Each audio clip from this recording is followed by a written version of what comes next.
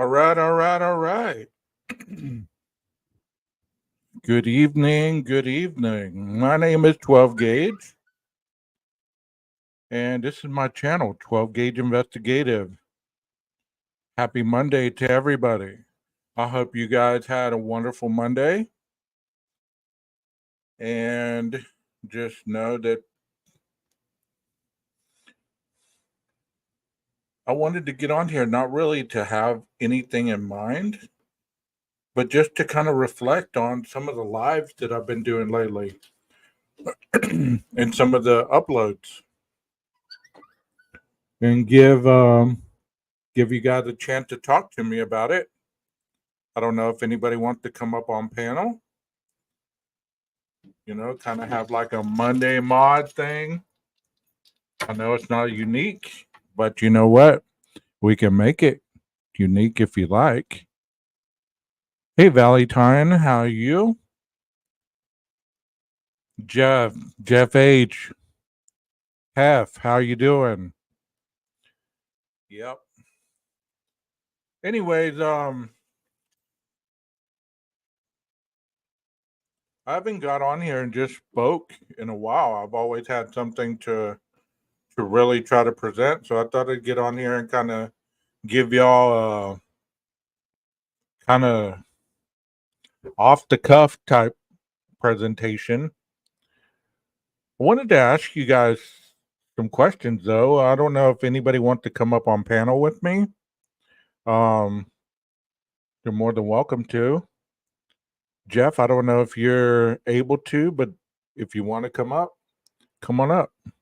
I'll send you the link. Aquarius, if you'd like to, PKC, if you'd like to, any of you that would like to come up on panel, you're more than welcome to. Open panel night, kind of like open mic night, where we get to discuss just about anything we want because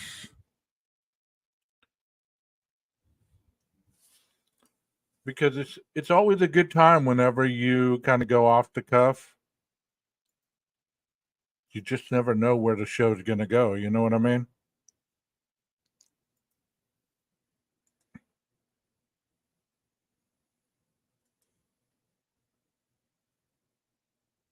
Oh, woman's locker room. Damn, you could turn on your camera. I'm sure there's a lot of beautiful women in that room. Well, you can just join Jeff and I. You can just talk with us, Hit the link, Aquarius. Come on up. Sit down. I'm sure the women's locker room, I'm sure it's nice up in there. Not really. I've heard female restrooms and female locker rooms are some of the nastiest places. And that's no cap. No cap. Anyways, I'll try to hit the testosterone. I can't help it. Anyways, I uploaded a video earlier on CPS services, and I know that's kind of like a taboo topic for some people because they either have their opinions of CPS, if I don't know what they call it all at other states, but it's kind of like the Child Protective Services. Um, they either have good things to say about it or they have terrible things to say about it. But I believe since I used to work with as a contractor through CPS, and I shared this earlier, I used to go into the homes where suspected drug use or alcoholism was at the home. And I used to go in and do certain services like parenting, obviously alcohol and drug education, family counseling, things like that.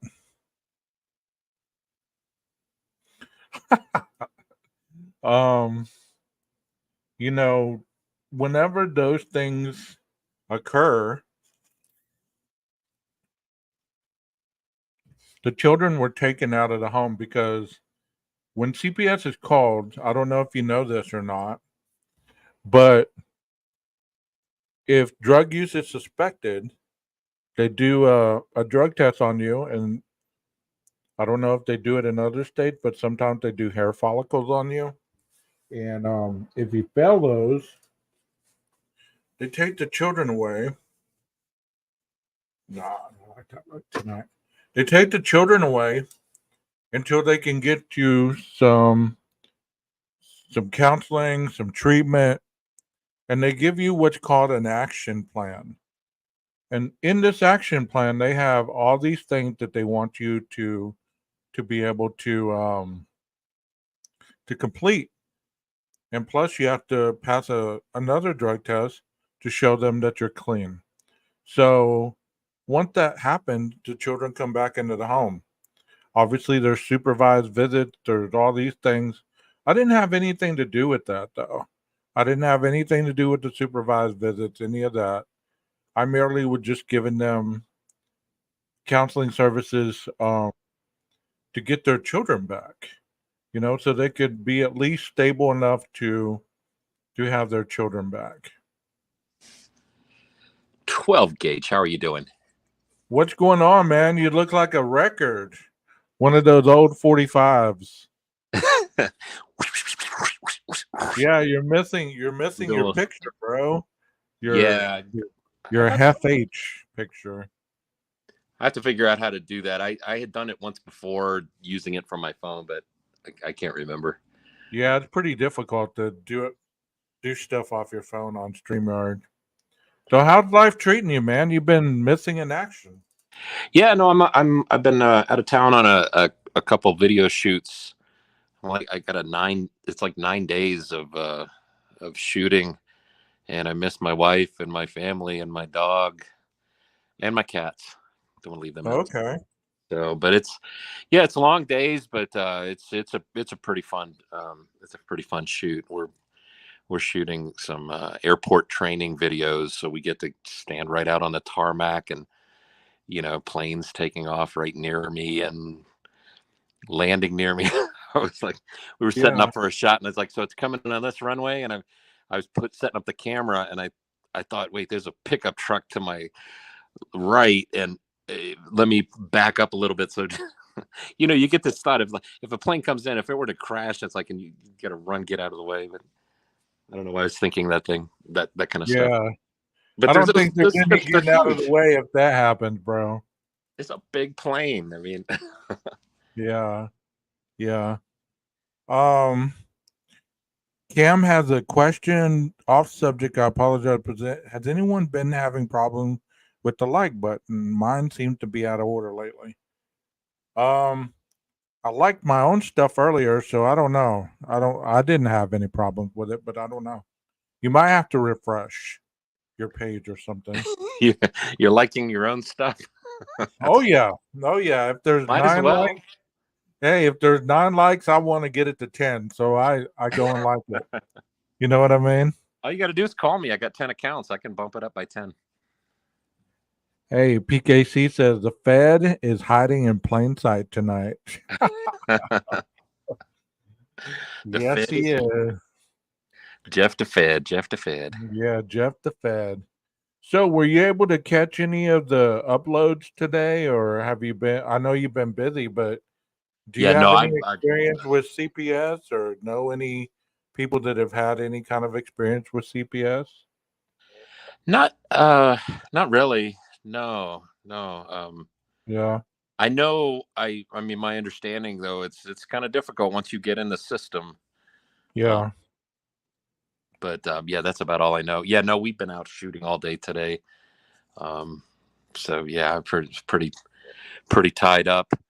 I tell you what, It's weird to step away. You start to realize how much you tune into YouTube every day when you step away from it for 9 days and realize, wow, maybe I've got an addiction or something to YouTube.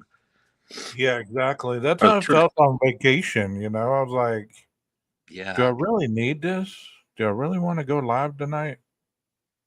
But I think it's also an addiction to the community and to the conversations and the, the mind gymnastics that you're doing, the thinking, like, and trying to figure out mysteries, and is that probable? Is that possible? And Right. and heck, and yeah, I mean, I'm no. That's why I thought it was great to hear Detective John's voice again. To hear somebody that's got some real legit, law enforcement experience to share. Because I know I don't have it. I can't fake it. I can't generate it. I'm truly, hate to disappoint, but I'm not even a Fed. So Right. Right. I'm just a video editor and a cameraman and a guitar player. That's about it. Well, I mean, yeah, you're right. I mean, and I'm glad that he stayed on what we were talking about. I mean, it was easy to really, veer off in other directions, but we were able to kind of stay on topic, and there wasn't a lot of the mod did a wonderful job, because I was seeing some stuff in the chat that could have gone pretty ugly. You know what I mean? Right. Yeah, I think I only saw one person that was really kind of, wanting to, I don't know how you put it, kind of put up a Instigate. little, yeah, kind of put up there a little protest, I guess, Yeah. which is Like fine. that one guy. Free It's like speech. that one guy in the crowd at the Republican convention or something. He had the big OD for Democrat or something. You know what I mean? Right. Maybe it was a D Y'all for something. suck. Y'all suck. Yeah. Hey, Crime Sleuth, good to see you. And everybody else, PKC, Aquarius. I ordered me a new laptop or a new gaming laptop. It should be in the next couple days. Ah, This cool. one, this one that I'm on is kind of on its last leg. Like, I turn it on, the colors are, they're starting to blend in a little bit. So it's about time to get a new one. I'm excited about it. You deserve it. You've worked hard for it.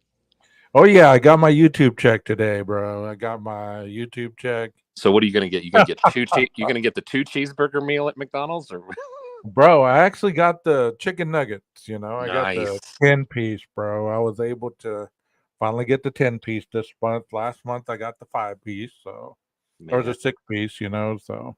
I appreciate you, YouTube. You're keeping my buddy fed. Oh yeah, oh yeah. Oh, I did I say mean, fed? I didn't mean to say fed. Sorry. yeah. I mean, that's what's crazy about people's perceptions about, monetizing and whatever. For whatever reason, they believe that you have over, and I'm speaking for myself because I'm not even at 10,000. And, they believe that we're making thousands and thousands of dollars. You know what I mean? It's like, Oh, wouldn't that be nice? oh, yeah. Maybe someone figured out how. And all the time I've done YouTube, I've made $240, and currently I'm sitting at like $58. And they don't send you anything until you cross the $100 mark, right? Exactly. Exactly. So who knows? Maybe I'll see a total of 340. Oh, wow. And I've been monetized for a long time. I definitely, if you want advice on how to run a YouTube channel, don't come talk to me, because I clearly don't have it figured out yet. Well, let me see where I'm at right now currently.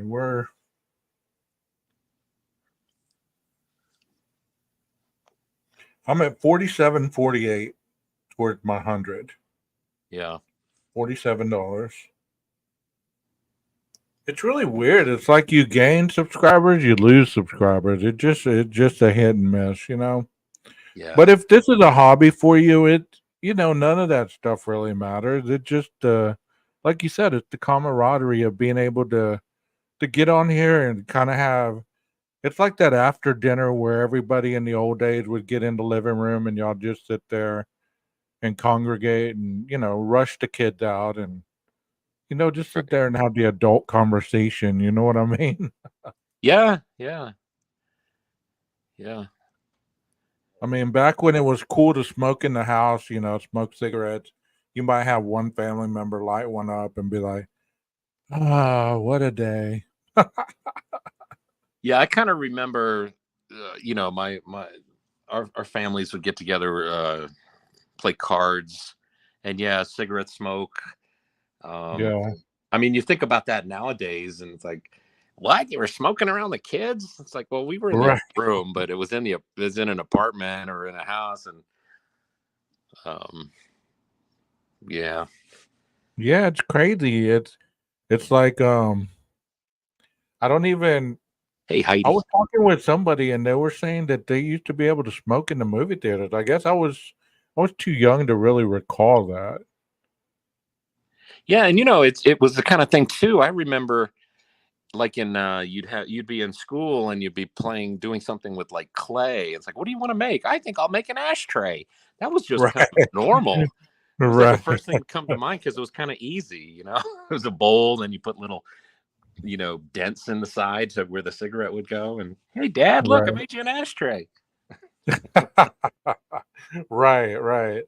Never, I mean, people really didn't think nothing of it. You'd make your mom a cutting board and wood shop, stuff like that. Right, right. And I'm always like texting you from Goodwill because there's Yeah. always something to be found at Goodwill. And man, I So, did see an old ashtray the other day, and it's like, oh man, this brings back memories. I think it was one of the square ones, and it was just the corners were where you'd put the cigarette. And I think oh, my yeah. grandmother had one of those. My grandmother used Hey, to smoke Moors. They were like dark brown cigarettes, oh, my long cigarettes. gosh. But she Debbie she's a says, strong woman. She just quit one day. She just up and quit and didn't look back. I'm sold. I would get sent to the corner store for cigarettes for my mom with a note. Yeah, and they didn't question it, did they, Deb? They just took your money, give you the cigarettes, and ran you out the door. Yeah. I know people that have shared with me that they started smoking young because they're like mom would be in the bathtub and say, "Hey, can you light a cigarette for me off the stove and bring it to me?" And that's kind of how they started. Oh yeah, I could see that happening. I could see that happening. I could definitely see that happen. It Yeah. was a like I feel like I'm getting to that age where it was a much simpler time back then. You know what I mean? Yeah. You hear the old timers, they'd get that kind of mindset. They'd tell you, "Hey, it was a much simpler time back then. You just don't know how awful y'all have it right now. It was much simpler back then." Yeah. What was your first job? My first job out of high school was I was a dishwasher at a restaurant called Denny's. I don't know if y'all have those where you're at, but Oh, Denny's. Yeah, it's yeah. yeah, it's kind of like a Shoney's, I guess, something like that, like a Howard Johnson type stuff. So I Right. was A I was big working, diner. Yeah. yeah, I would do that from 10 at night till 4 in the morning, then I'd go and move furniture during the day. Oh So wow. I'd be like, doing the manual labor stuff during the day and washing dishes at night. I was making $4.35 an hour, bro. I thought I was rocking it. I was getting that Yeah. overtime. Oh, that's cool. That's cool. How about yours? What was yours? Yeah, I my first job was at a drug fair, which is basically like a CVS or a Walgreens. Yeah, I think they went out of business or were bought out by somebody. But yeah, it was kind of cashier, stocking shelves, putting up, signs for things on sale that went along with the sale ad that would come out on Sunday. They also had like a window at the front of the store, and you'd slide this little door, climb into the window, and change the posters inside the window. And during the summer, when you open that door, I mean, it was like an oven in there. It's like, you better hang that poster fast or you're going to pass out and they're going to find you dead in the Wow. window. It is my impression, I guess. It just seems like kids were built tougher then for some reason. I don't know what it was. I guess it just bias. You know what I mean? Yeah, yeah, I understand what you mean. I think I kind of noticed that too.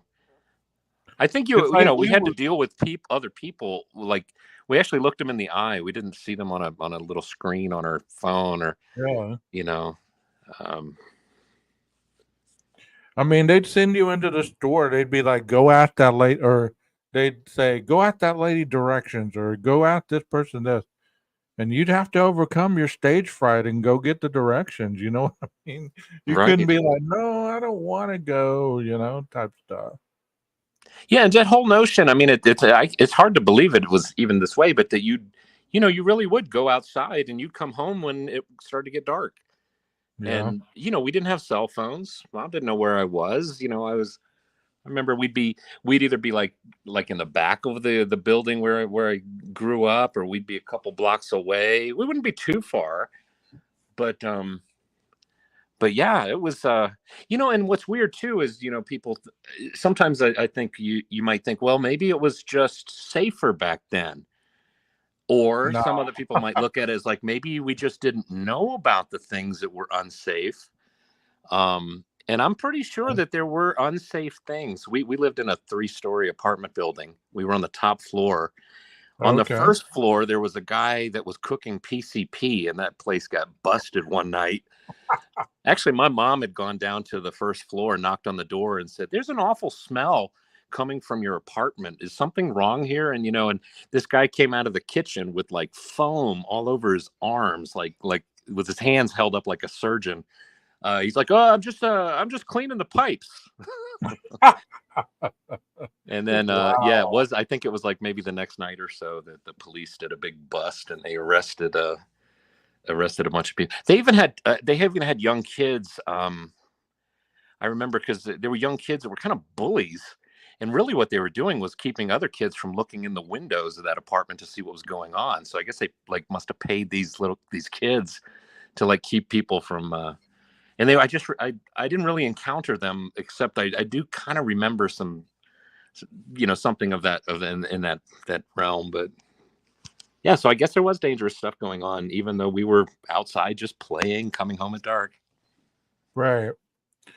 Yeah. I mean, I remember, being in elementary and they talking about, we just got word, that there's this car lurking around the elementary school at the bigger town, probably 10 miles away. And all day long, we'd be looking out for that car on the playground, when we go to recess and stuff.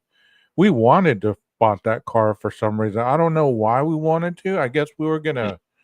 I mean, we had our rocks and we had our sticks that we had carved into spears, and I mean, we were ready to defend ourselves from this car, and that just blows my mind how innocent you are that you don't really perceive danger as something you can't overcome when you're little like that. I don't know. Yeah, Now it doesn't seem that way for some reason. You know what I mean? yeah, it was definitely a different time. Definitely a different time. Yeah, yeah. That's what they So, needed in Moscow that night. A bunch of kids with rocks. Alondra, I see an Alondra. yeah, Everybody, hit it. yeah, exactly, exactly. You know, I don't even really want to talk about that case tonight, so let's not go there. No, I meant Um, Moscow and Russia. I wasn't talking about yeah, Moscow and Russia. I mean, there's been I mean, I don't know if you've been following, but there's a lot of stuff going on. So, I just wanted to. Baywatcher says 12 gauge. Anyway, 12 gauge, I wanted to let you know the rest of my theory. I think you were saying that last night, and I ended the show. I didn't mean to cut you off so quickly. I was just exhausted, bro. I hope you understand that. Sometimes I turn the show off really quickly because the last time that I fought through the tiredness, I got a copyright and was out for third. How long was I gone? A week? 2 Oh, weeks? right. Yeah. Yeah. Well, It was a week. I think at least a A week. week. Yeah, at least a week. But man, it felt like 3 years. So I'm kind of leery about, letting myself go beyond, being so tired. Right. But Right. there are some other cases that are in the spotlight right now. Like, we were talking about the Delphi case on here a while back, and I've, just through thumbnails and stuff, so I can't confirm or deny whether this is true or not. But I saw that um Richard Allen's hair did not match or something, the DNA or something. You know anything about that? Yeah, I thought I heard that. Yeah, one of the girls had some hair that they found in her hand that didn't match the DNA of Richard Allen. Okay. Yeah, I'm not sure I'm not sure what's up with that hair. I don't know what. I mean, I know your first thought, at least my first thought was like, oh, did she grab a handful of somebody's hair as they were attacking? But I mean, how do we know it wasn't something that was on her, whatever clothing she was wearing from somewhere, and I don't know. I couldn't say. I don't know who. I mean, that case is so mysterious, just like the one we always talk about. You know what I mean? So it's like, I hate the fact that some cases are so transparent. In some cases, you don't know a damn thing about them. You know what I mean? Right, right. Yeah, this I one's do been want. going on. What has it been? Is it? Oh, I was Go on a ahead. live with Sonny Justice from It's a Criming Shame. Uh, Yeah. yeah, she was looking to see if anybody wanted to come up for just 30 minutes, and I was like, oh man, I got to get up and because we had to leave the hotel, like we had to get up at no, we had to meet at 2:30 in the morning. We had a 5:30 a.m. flight out or something, and it's like, and I still went. So I got like 3 hours of sleep that night, maybe two, What in the all because world, bro? that's an addiction. That's an addiction when you can't. You Yeah. should just go to sleep and somebody invites you on a live, and they were even talking about a case that I'm not even that old. I mean, I know a little about Delphi, and Right. girls, but not that much. Bulletin Bling says it was a female hair in her hand. It could have been a hair from a hair tie or something like that. Okay. That Yeah, makes sense. true. I want to play this video right here. This is one of my uploads from today. And somebody said that, I was making addicts who are respectable look bad. And I do want to tell you guys, if you are watching this on replay or you happen to watch it live, that's not my purpose. I was trying to show, what a real trap house looks like, or at least a variation of them, because I've known some that are not as this bad, but they're still pretty bad. I mean, and I'll share my story after I show this a little bit. Let me get past the intro here. And that's another thing I got to work on these uploads, because I'm so used to going live that the intro lasts forever and it kind of pushes people off. You know what I mean? Here we go. Shed out back. It's full of rats. You can see the rat holes all around it. Rat run right there. Rat run.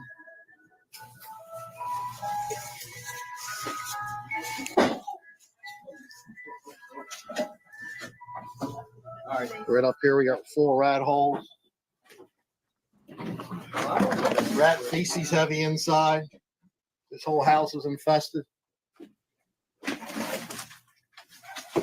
All the stuff was left behind from the previous owner. All kind of food in here. And people were living in this, Jeff. Really? Yeah. All kind of food left behind. That's what the rats are eating. Hey, Allie. We definitely will. People were living in here very recently.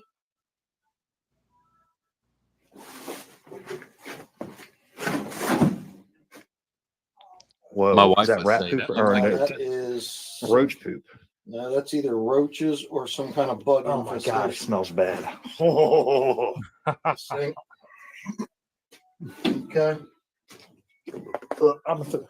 Huh? Come on. Jeff, have you ever watched those people that go in after people move out of homes and they clean them up? Yeah, I think I've caught a couple of those. That's not also. There's that show. Was it Hoarders? Yeah. About people that hoard. Yeah.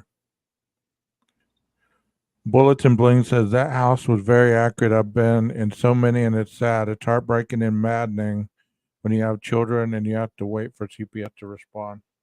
That's true. I felt like I was gonna We puke. should have our hazmats on, but we didn't have a chance to get dressed for this house. There is actually live rats in this house right now. We just seen a big one earlier. The living room area. See the rat feces They walk in and the rat smoking a cigarette. I just had dinner. over along the doors.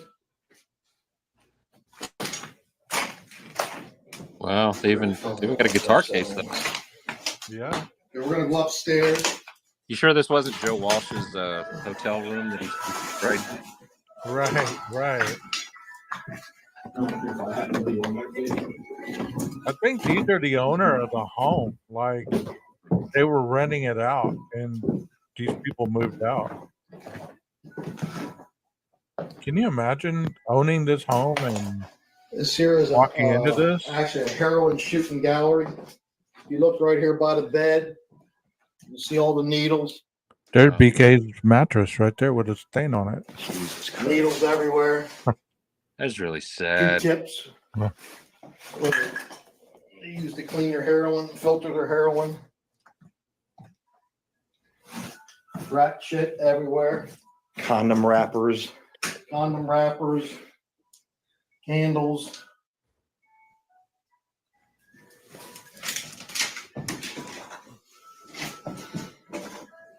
Hey, there was that guitar right there. Yeah, guitar. They don't even.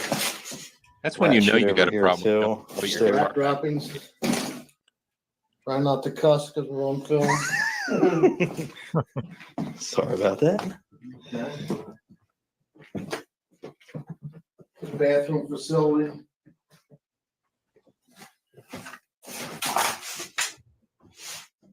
No Xbox, Baywatcher says. Like I say, people were just living in this. This house has not been like this long. Hey, John, thank you for being here.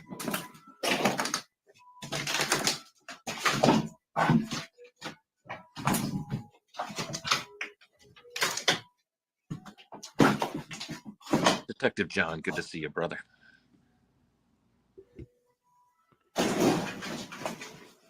You know, did you notice that wall had like a cutout in it? Did you notice that it was like somebody had beaten it in or something? There was sheetrock missing. Did you notice that? No, I missed that. But look at that floor right there, bro. There's like shoes. There's all kinds of stuff on the counter. Oh, I've been in houses like this myself.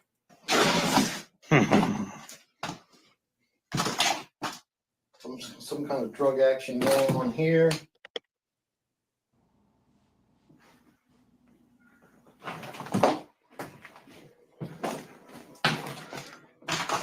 More rat poop. Rat droppings. You want to attempt going downstairs or? Okay.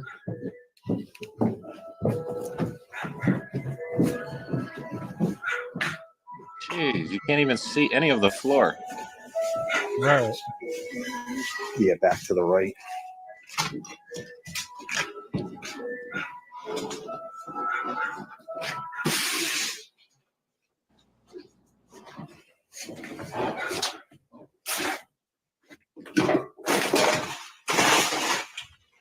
We're going to go down the basement. You know, we understand that's where that problem is.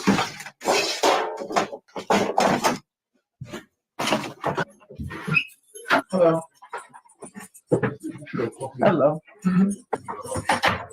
I'm not giving you the tour. Well, this is a different video. If you did, I did such a good job editing it. It looked like he walked down the stairs and walked into the house, didn't it? Right? Yeah. Introduction. What do you mean? You don't have to give us a tour of Trap House. I guess this is The Trap House welcome. This is. Please don't take a picture of his eyes. But regardless, just smack her behind the TV. Look at all these holes in the wall. Yeah, use some more. Yeah, you still don't like. Look at all these holes in the wall. There's a dog. Every house has a little pit. Got the Christmas tree up still, but we put it away. It's like March 8th. There's another room. So people would ask Jeff, they would ask me, what is the purpose of having firearms in a trap house? Do you know the answer to that? No, I don't even have a Because guess. you saw those 3 rifles, right? Yeah. There's a reason they're strategically placed like that. Really? Yeah. I mean, who are Well, they good? usually a trap house, there's money, there's drugs, there's all kinds of stuff that people could try to rob you. And I let me see. share my story that I was going to tell you a while ago. When I was working in East Texas, I was doing services for the juvenile probation place. Well, I'd met with these 2 kids that were on probation on a Friday. On that Monday, I showed up. The chief officer told me that one of the kids had died over the weekend. And she continued to tell me the story. Well, they went to go get some weed from a trap house. They decided they were going to rob it. There were 3 people in the trap house. They circled the block. They came back in, parked in front, walked up to the door, kicked the door in. 2 of them kicked the door in. There was 1 driver. My client was one of the ones that kicked the door in. He was 17 years old. Well, they started a gunfight, because the people that are guarding the trap house are guarding it for a reason. They don't want to get robbed. They don't want the drug. They don't want the money. They don't want any of that stuff to be stolen, right? Because they're viable for it. Well, anyways, all 4 of them were shot. The 2 guys in the trap house were wounded. My client and the other guy that walked in, the other guy got shot in the head. He died instantly. My client made it back to the car.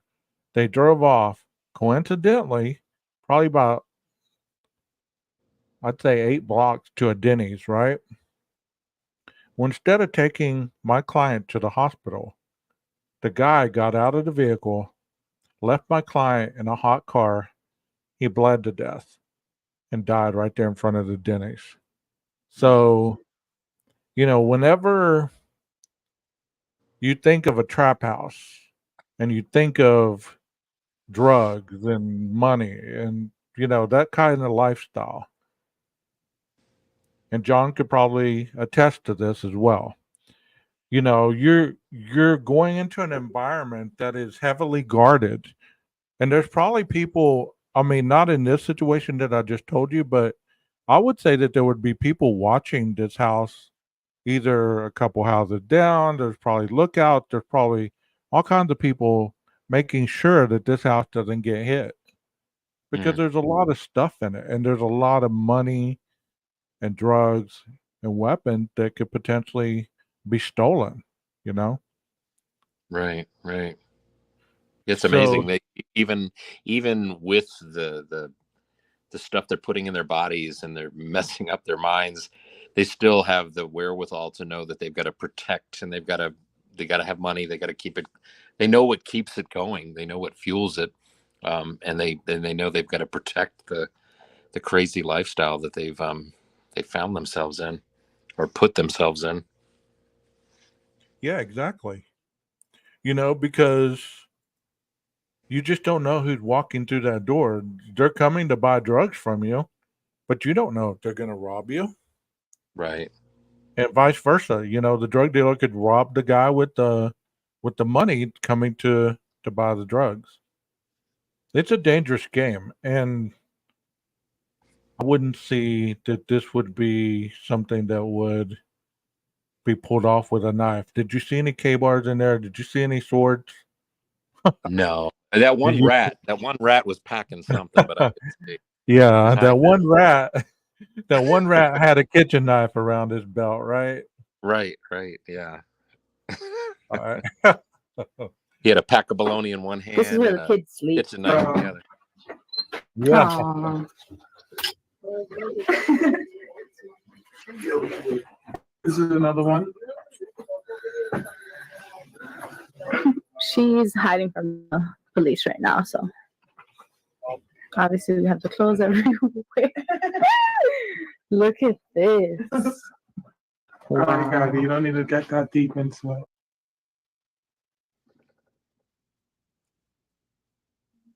She's hiding from the police right now. They are.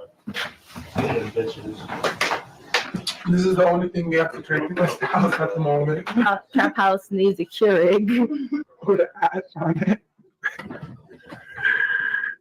Oh my God, look at that. Who is the woman? Stop playing with me though. We Stop playing. last night. We had a little party. Who changed the deed on me? I didn't take more decisions. Jeff, that looks like your old dorm room.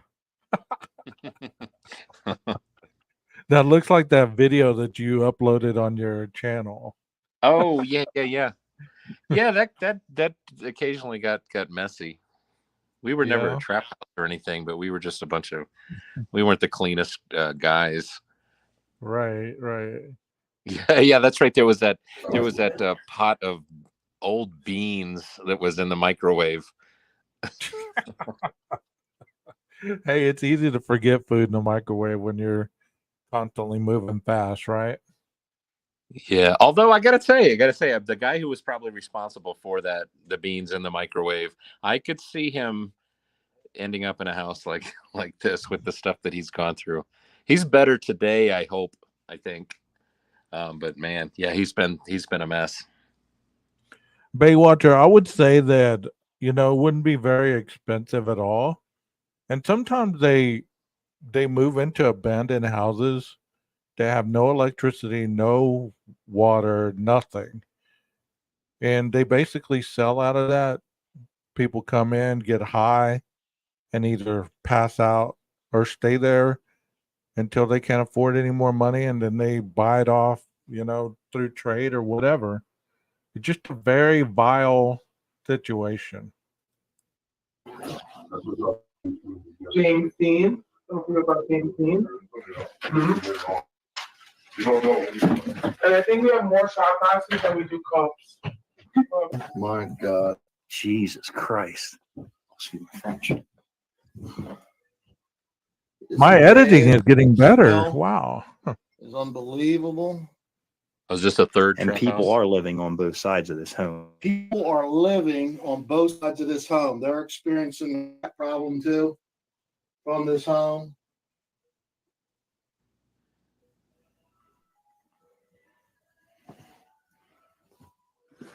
This has to rank up there around probably the worst ones we've seen.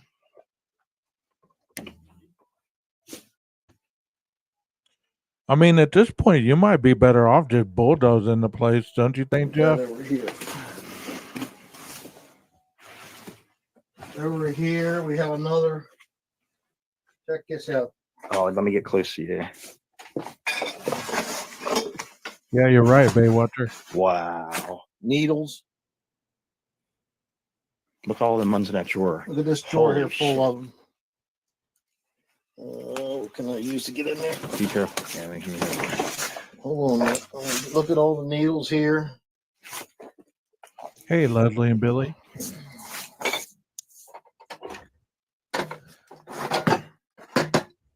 As you can see, this thing is packed full of them. You're right, Rondi.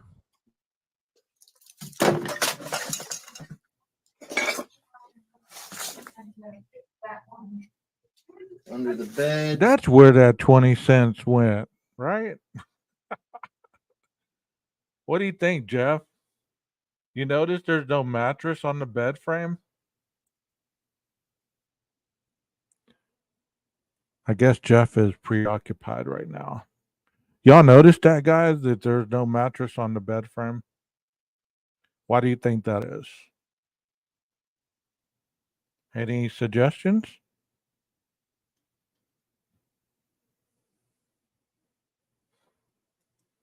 Let's keep going. Y'all give me your best answers. Detective John, if you're still in here, give me your answer, bro. What was the bed look back? Get back there once. Could be, Jeez, Ron. look at this. Look at this. Yeah, put your light there. You go. Okay, because your light's like blind. There you go. Okay. Wow.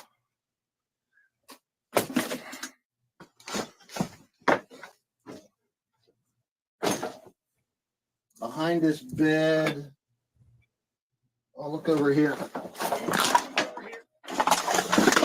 Oh my God, look at this. Look at this. It just has a It looks like it. linoleum marble thing over it. Good answer. Probably because they don't sleep. DNA. Okay. There's somebody back. It's a cat. Yeah. Scared of a kitty. Doors open on that. That one. I know. It's just completely.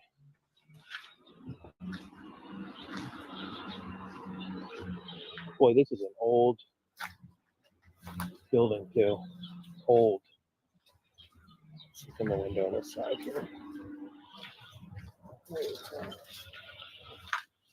Oh my God! Look at all this shit in here. Whoa. Holy hell! Look at that. Wow. Hey, you know what, Will? I mean, because you have to understand this, okay? Because you're probably thinking, hey, sipping on, you're probably thinking that, these places are unlivable and all this other stuff. Well, there's a reason why they're used for criminal activity.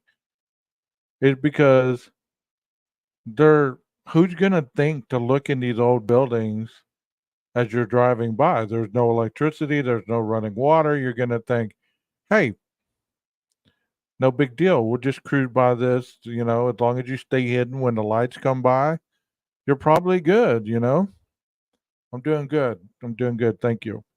So I'll bet if they needed it for illegals, the place would have been cleaned up. It could be, yeah.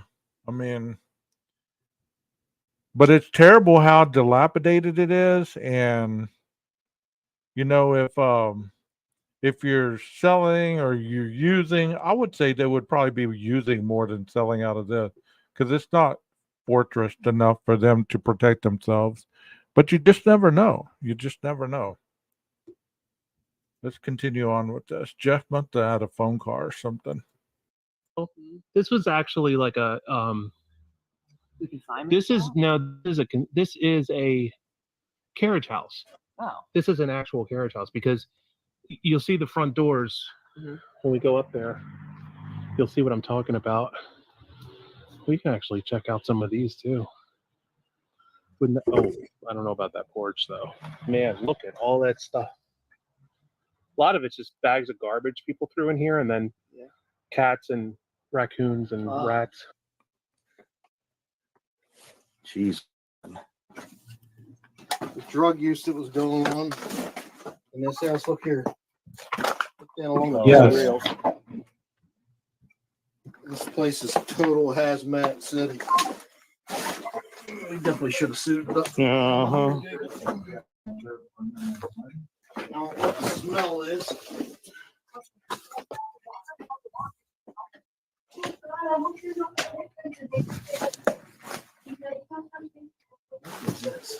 Burn our clothes when we leave.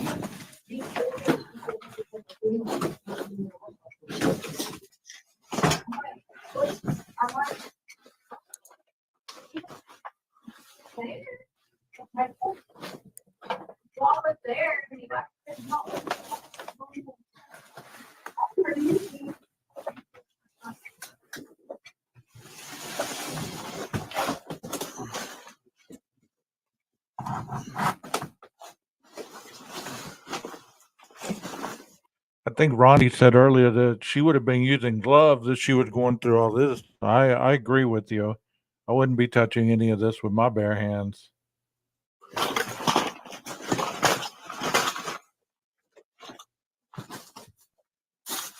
Oh, Jesus Christ. God, I'll let you go back there first.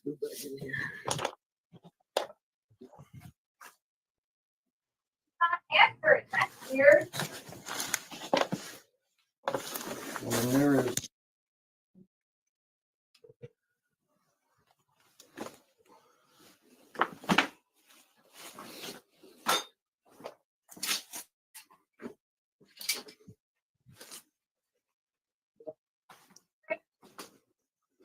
this house will be flooding. You can see the sump pump is already, the power is shut off to this house, no doubt. They've stripped out, if you look here, they've stripped out all the wiring, the copper that was in here. Imagine that. I wonder what they did with that copper.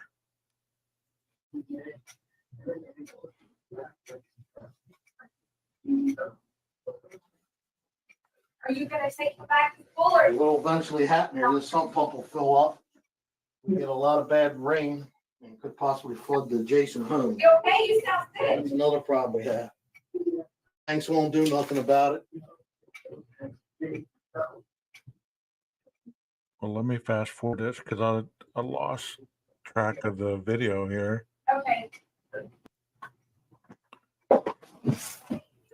With a camera and audio and video coming through. Scott, I got a camera on, so you know. This is the meth house right workbench here. area where they believe they were manufacturing the methamphetamine, and the camera system is being disassembled at this time. Flat screen monitor as well as a small handheld monitor, and the cameras were night vision as well. Do you have the small one, or did you already take that? That's the monitor. Okay, there's the monitor. And a scanner. And a police scanner. That's a great point right there. I just thought of this.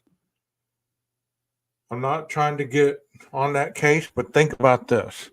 If 1122 was a drug house, if it was a trap house, if it was with guns and money and drugs and all the stuff that people claimed that was going through there, you're telling me there wouldn't have been a surveillance system outside of the home?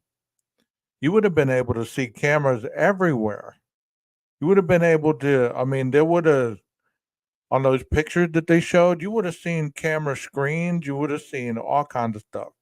People claimed that there were wires in the walls. Guess what? Those wires were electric wires that led to the light switches and the electric outlets and stuff like that. Brain surgeons think about that a little bit. But as far as the cameras, I've never met a meth user that didn't have cameras, or any kind of drug user that didn't have cameras all over their house. Not one, not one. They usually have a very substantial surveillance system. I agree with you, John. I agree with you. But people are pushing that narrative, and I'm just giving them some more insight on the dynamics of a real drug house. And this guy's showing it too. He's disassembling the camera system. Scanner as well in this location. Okay, I'm going inside. You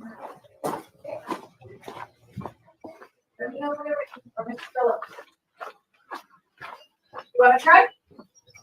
He says he's ready. Okay. I'll explain that here in a second, Leslie.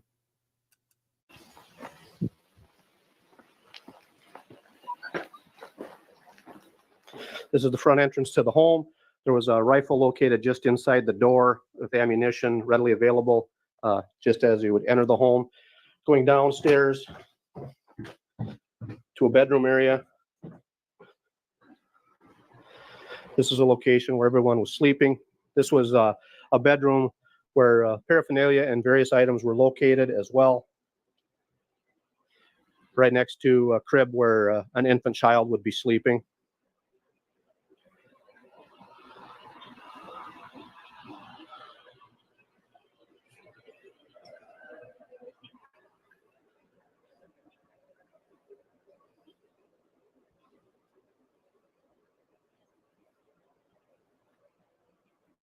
What's SW?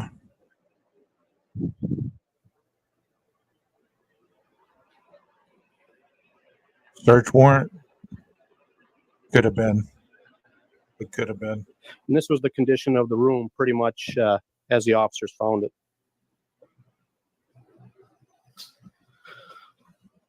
Another bedroom where more children would be sleeping. And then a second room off of this room.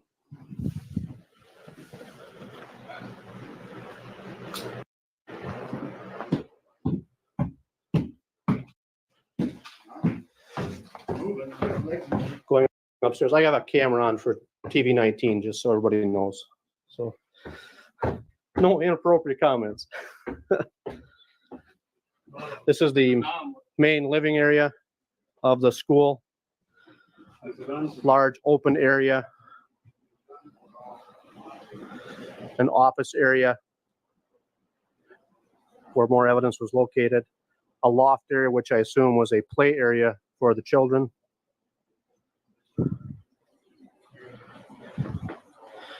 Kitchen area of the school.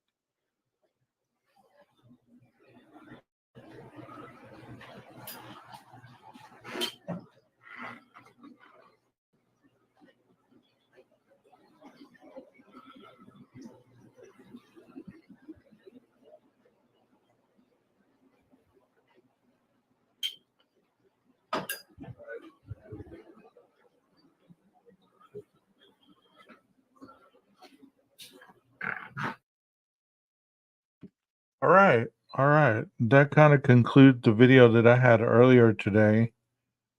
And I was merely showing that for educational purposes. There's the link. Like I said, it's open panel tonight. Anybody want to come up, come on up. Let's talk about true crime. Let's talk about some things. Let's talk about the video we just watched. If you have any experience with any type of situation like that, I'd like to hear from you. You know, Jeff went to go get some dinner. So he might be back here in a minute. Yeah, exactly, John. That just showed you how quickly things can go south because you're not thinking about cleaning your house. You're not thinking about maintaining your kids. You're not thinking about any of that. And I think that answers your question, Leslie, is how could somebody live in a place like that? Because they're not really functioning. They're just worried about getting high. That's their primary objective. And if they're selling drugs out of the place or they have people over all the time, people are going to destroy the place. You know, they're just going to destroy it.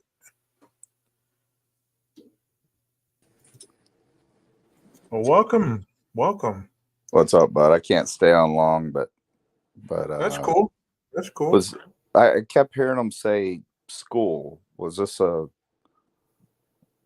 he said school, like that was a separate floor? Maybe they were homeschooling, or what was the deal? Yeah, with that? maybe that's what I thought too. You know, I did hear that as well. You're It probably just right. it just goes to show you how I'm assuming that's probably a meth house, more than likely heroin and meth. I don't know. Yeah. They found some needles for skin popping, and you know, more than likely meth though, because what you have there is a situation where more than likely the dealers see with methamphetamine, it's a very intricate process because there's so many items involved in the manufacturing of meth that you have to have what's called on the street smurfers, like the Smurfs. They're called smurfers. So Yeah. you gather a group of smurfers together because you can only buy so much of pseudoephedrine per person in most states. I don't know what it is where this is, but you can only buy so much. It's regulated. It's more regulated than alcohol. I think it's 2 packs for 30 days or something in most states, like 2 boxes. Yeah, it's different in a lot of states. But what the Smurfers do is they'll get a network of people together, and they'll all go buy, pseudoephedrine so they can, give to the dealer and the manufacturer so they can produce more meth.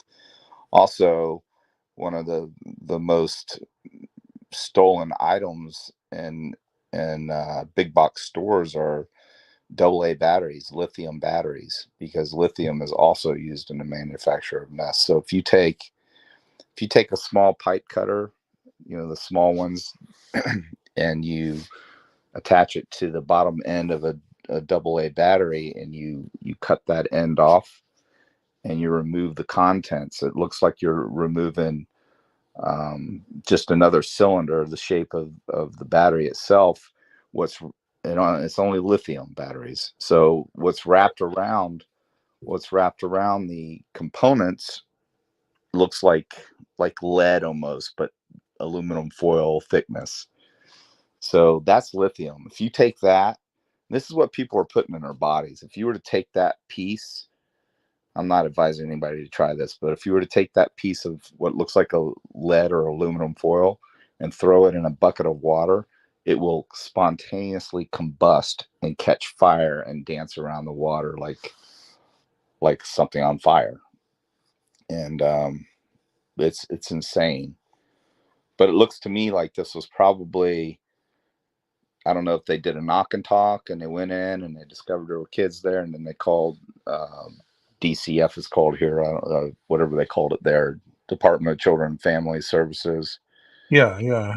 And then they probably took custody of the kids. But what I suspect, and I'm only speculating here, but they turned that into a trap house because what the dealers will do, what the network will do is they'll find these houses like that they can use, and they'll actually find out who the landlord is, and they'll go pay cash, send somebody to pay cash, so there's no money trail, so that the rent stays paid, so it stays vacant or stays open for their business. And then they send, you got a place where you could probably house 20 people in there. It looks big enough.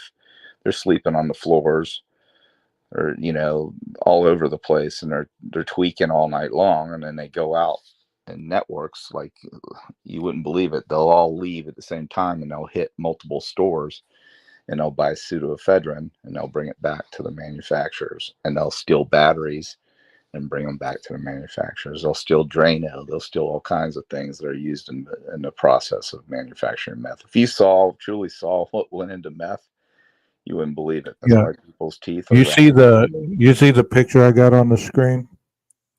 Those are the ingredients you're talking about, the acetone. Acetone and all the stuff. It's insane. So people don't realize why are they stealing batteries? Why are these stores losing batteries? Well, that's why. Right. They use iodine as well. They'll break in and steal iodine. They'll break into to veterinary clinics and steal iodine in big gallon jugs and take it. So, it's crazy. It's like you're playing that game. Like you go into a store and let's see what we can get high on now, because we can't get Coke anymore. We can't get, some of the things we used to be able to get easily. And let's see what we can get high on now. It's like hitting that little thing that pops up at the fairs with a hammer. Let's eeny, meeny, miny, mo.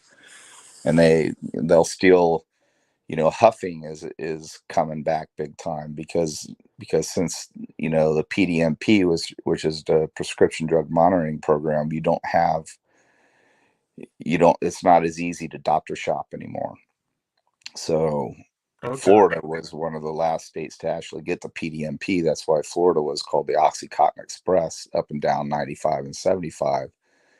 And you could come down with an MRI and just stop at every doctor's office up and down the coast and get a script and fill it. By the time you get those pills back up north, each one of those pills, back when it was hot and heavy, those pills were bringing $30 a pop. And so you're talking about huffing. Are you talking about huffing paint or like gasoline or Freon or what? Well, I'm just talking about a broad, huffing paint, like silver paint. Okay. Silver paint is one of the hottest. Silver and gold. If you walk into a place and you smell fumes, It's not because they just painted something. Generally, it's because they're huffing, and what they do is they spray that. They'll take a can and a paper bag, and they'll spray it in there, and they'll put the paper bag over their face, or even an empty gallon of milk, gallon milk jug, and they'll have a ring around their mouth, often in that color, and they'll be just, blown out of their minds. They also, Right. what people don't realize too is if you have a house that continually, you got a new AC system and it keeps running out of Freon, well, and the people are out there looking at the HVAC and they can't figure out what's going on. They can't find a leak or anything. Somebody's going over to the tit, like you have on a bicycle tire or your car tire, and they're sucking they're hitting the tit, and they're taking the Freon out of your AC unit, and they're huffing that. I mean, that's dangerous as hell, man. That completely blows their minds. I did a search warrant one time, and I read a journal of one of these individuals that we arrested, and he was talking about the first time he did it, how he was laying on the couch, actually was sitting on the couch, and everybody was walking by him, and he was in a catatonic state. He couldn't move. He could hear and see everything, but he couldn't move. He couldn't lift a finger. That's how blown out of his mind he was from huffing Freon. And, a lot of people don't know this stuff, but that's what goes on. And you talk about Department of Children and Family Services. Yeah. In my experience, they're a joke. They have a bunch of people working for them that are super naive, and they don't take the job seriously. I mean, I'll give you a story, and this will probably bring tears to people's eyes. But it was in a project here in Daytona called South Street Project. It's changed the name since then. But I was in what's called a liaison unit at the time. It was when you spend a lot of time in a specialized unit, and then you become desensitized. Like if you're in narcotics or a street crimes unit, before you go back on the road, because some people spend too much time, they like to put you on the back on the road for a while before they promote you again. They'll put you in what's called the liaison unit, which is you work in the housing projects for diversion cultures. So it's to bring you back to reality, to start working with people that you want to develop a rapport with, aside from always arresting them, and you're always put in a bad light. They put you in a liaison so that you can become diversified again before you go back on the street. It's a pretty smart move, because you can't just take somebody that's been dealing with every scumbag that you could imagine in narcotics and just stick them back on the street. It doesn't. It's usually It's usually bad chemistry for an officer to do that. So they try to put you. Some departments have developed a liaison unit to try and get you back into dealing with the general public, and rather than dealing with dirtbags all the time. Well, I was in the liaison unit, and there's a little boy running around in his diaper, and it was, we're here in Daytona, but it still gets cold here. It was in late December, right after Christmas. And this little kid's running around in his diaper there's a dumpster. Just picture a housing project like you see. They're two-story buildings, and they're all grouped together. And, you'll have one building right next to the other, 25, 30 foot apart. And this 2-year-old little kid's running around with no shoes on, no shirt on, nothing but a diaper with, a runny nose running down, and he's just sucking on his own snot. It was so sad. And there's broken glass all over the place. He's got shards of glass in his feet. And I went over and swooped him up, and I start door knocking to try and find out where he lived. So I found out where he lived, and I knocked on the door, and his mother was out of her mind. She was so wasted on crack. It was unbelievable. So when she opened the door, I saw in plain view, I could see a crack pipe sitting right there on a table next to the couch. So I hooked her up. So she's a single mom addicted to crack. There's no food in the refrigerator. There was curdled milk. That was about it. And there was an open box of Cheerios that he was eating from. But other than that, there was no food, nothing. Because there was Charboy, which is, for those that don't know, Charboy is the steel wool, the golden colored steel wool you see that you clean, kitchens with and stuff. That used to be old school, but they use it to filter crack pipes. It goes in the end of the crack pipe, and you roll it up in a ball, you shove it in the glass tube, and then you put the piece of crack up against it. So when you're heating it up, when you inhale, you don't suck the crack piece down your throat. It's filtered through that steel wool. Well, you can see little shards of that all over the place. That's an indicative sign that there's a drug issue when you walk into a house and you see those, woven in the carpet or on the floor, little pieces of steel wool. Anyway, so I hooked her up and I called. It's called DCF, Department of Children and Families, and I get the answering service. I call back and it's a lady on call, and she's all the way up in Jacksonville. And Jacksonville from here is like over 2 hours away. So I have to sit there and wait. And she had an attitude, and she goes, "Well, there's nobody there that can take the kid." I said, I don't know. All I know is the house that he was living in, the apartment that he's living in, there's nobody there as his mother, and now she's in cuffs in a paddy wagon on her way to the branch, to the jail. Right. I said, you need to send somebody to take custody of this 2-year-old that I found running around in 30-degree weather with no shirt, no shoes, nothing but a diaper, soiled diaper, with no food or anything. All right, well, I'm on my way. So I can't make this shit up. She shows up like 4 hours later in a 3 Series BMW, almost brand new, gets out just like she was going out to party. She walks into my office and she goes, "Well, where does he live?" I said, "He lives right there." She goes, "Well, let's just start canvassing." I said, "Well, I already know where his grandmother lives, which is the building right next door. But do you not think that she knows what's going on? Right. I mean, that wouldn't be a viable place to take this kid." So she goes over and she knocks on the door, and the grandmother comes out and she's like, "Yeah, well, basically says she'll take her grandson, but she doesn't really want to." So this lady, instead of doing her job and taking custody of the child and letting the courts work it out, she dumps the 2-year-old onto the grandmother, who already had 4 or 5 other kids to take care of, and she leaves. So let's fast forward a month. It was about a month. Get a call. I'm in there, so I get the first call because I'm in that project, and my office is literally within walking distance, about 300 feet. So I sprint over there. It's a 911 call. 2-year-old child unresponsive. She bonded out. Grandma gave the kid back to her.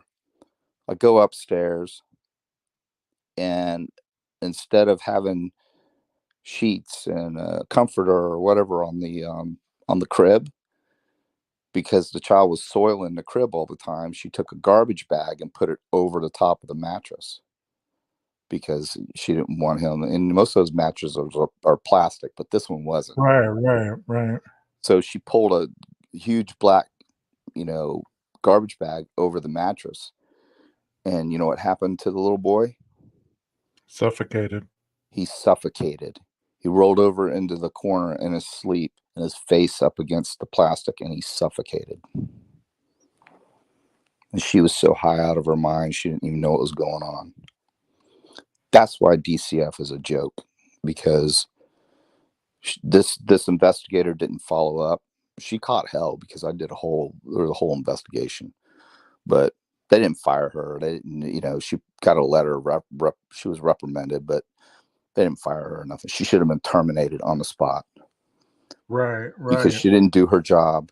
And a lot of those people, and I'm not speaking for all of them, it's not all a joke. I'm just telling you from my experience down here in the South, where we have so much of this.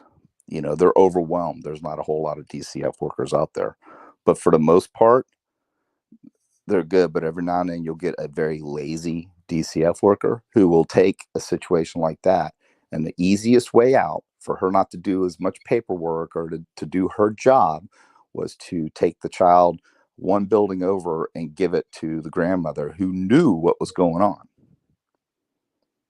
And that's a true story, and I'll live with it forever. It was one of the saddest things I've ever seen in my life. Man, that is sad. That is terrible. I mean, you hear countless stories of that, you know, and Oh, that's got awful. many more, you know, but that one was the most egregious that I can remember, Right. which was a dereliction of duty as far as I'm concerned, and it was. That's what she was written up for. So, you know, when you know that there's a situation and there's a child involved, don't be afraid to call Department of Children and Families and ask for the supervisor of that caseworker if you don't see anything being done, because then there's a paper trail. And when you start creating a paper trail on a case, they don't want a paper trail in case something happens. So if I call up and I try to follow up on it and I'm like adamant that something bad is going to happen to this child and something winds up happening to the child, guess what? Heads are going to roll. So they've gotten better, but there was a time where it was really bad. Well, I don't know how it is there in Florida, but here in Texas, you know, like I was saying earlier, I contracted to CPS, so I kind of know a little bit about it. They would be in contact with the family even after they gave the child back. They were still kind of under supervision for up to a year. Like That's how CPS it's could pop, supposed to be. That's how it's yeah, supposed to they could pop in at any time, give them a random, you know, make sure that the child was okay. be. Right. Well, that's ideally how it's supposed to be. But you got to remember, you know, whatever demographic you're in, they don't have enough investigators to handle a lot of this stuff. You know, that's why a budget is so important, and that's why staffing is so important. But they need to, you know, they need to work on that. And I've been out of the game for a while, so I'm not sure how much better it is. I'm sure it's way better now, Well, I don't because of know the how bad. media. The I mean, media is it sounds pretty bad. It sounds pretty bad, like what you're sharing right now. I don't believe that it's gotten much better. I mean, I've had friends that you know have been POs and they went and tried that for a little bit, but they said that it's just awful. The caseload is overwhelming, and you know you just don't have any time to yourself because it's almost like you're on call for yeah, these kids 24/7. So it's not like you're even though you're not working, they could call you in the middle of the night. Hey, we're having a problem with this kid. The kid ran off. Blah blah blah blah blah. You gotta, you know, go check it out. Go see if you can find the kid. Maybe put him in a different home, or you know, you gotta wear a bunch of different hats, yeah. just like a police officer does these days. You know, they're just not civil servants. You know, they wear a lot of different hats. They're babysitters a lot of times. You know, Yeah. I couldn't tell you how many times I found myself just being a babysitter because parents don't know how to parent. You know, we have babies having babies out there, and you know they get put in situations that aren't conducive to, you know, healthy, you know, family life, and you know they get overwhelmed, and you know it's a sad Hmm. situation. You know, I'm hoping and praying that, you know, one day things will get better.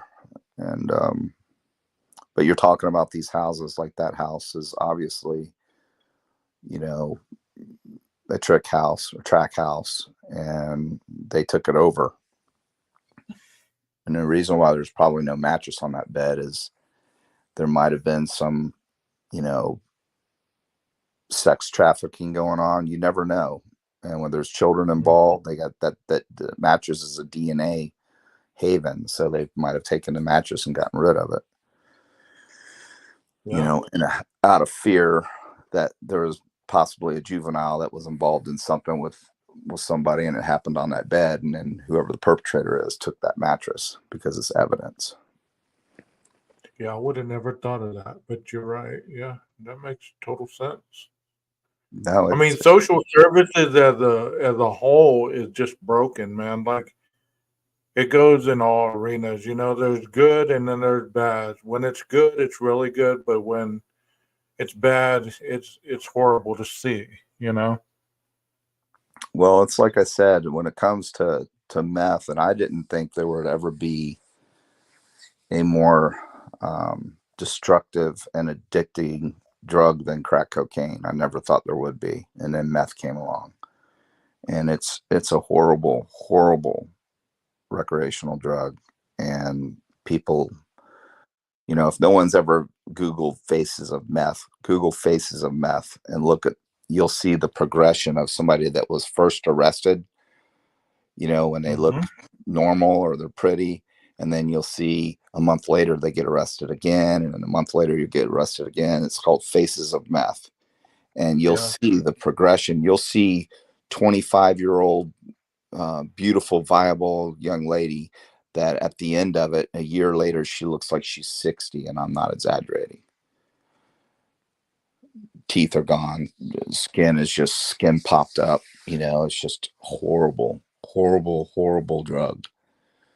And it's super cheap. And, these manufacturers are making money hand over fist. And they have networks, like I said, they're called smurfers that go out, and they have to. It's gotten so bad that you can't just. That's why all of your what used to be OTC, like you could go buy Mucinex, you could buy things with pseudoephedrine over the counter, 10 years ago, probably longer than that now.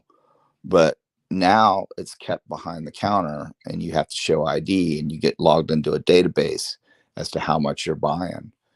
You're only allowed to buy, a couple boxes a month. And I don't know what the law is now, but that's what it was.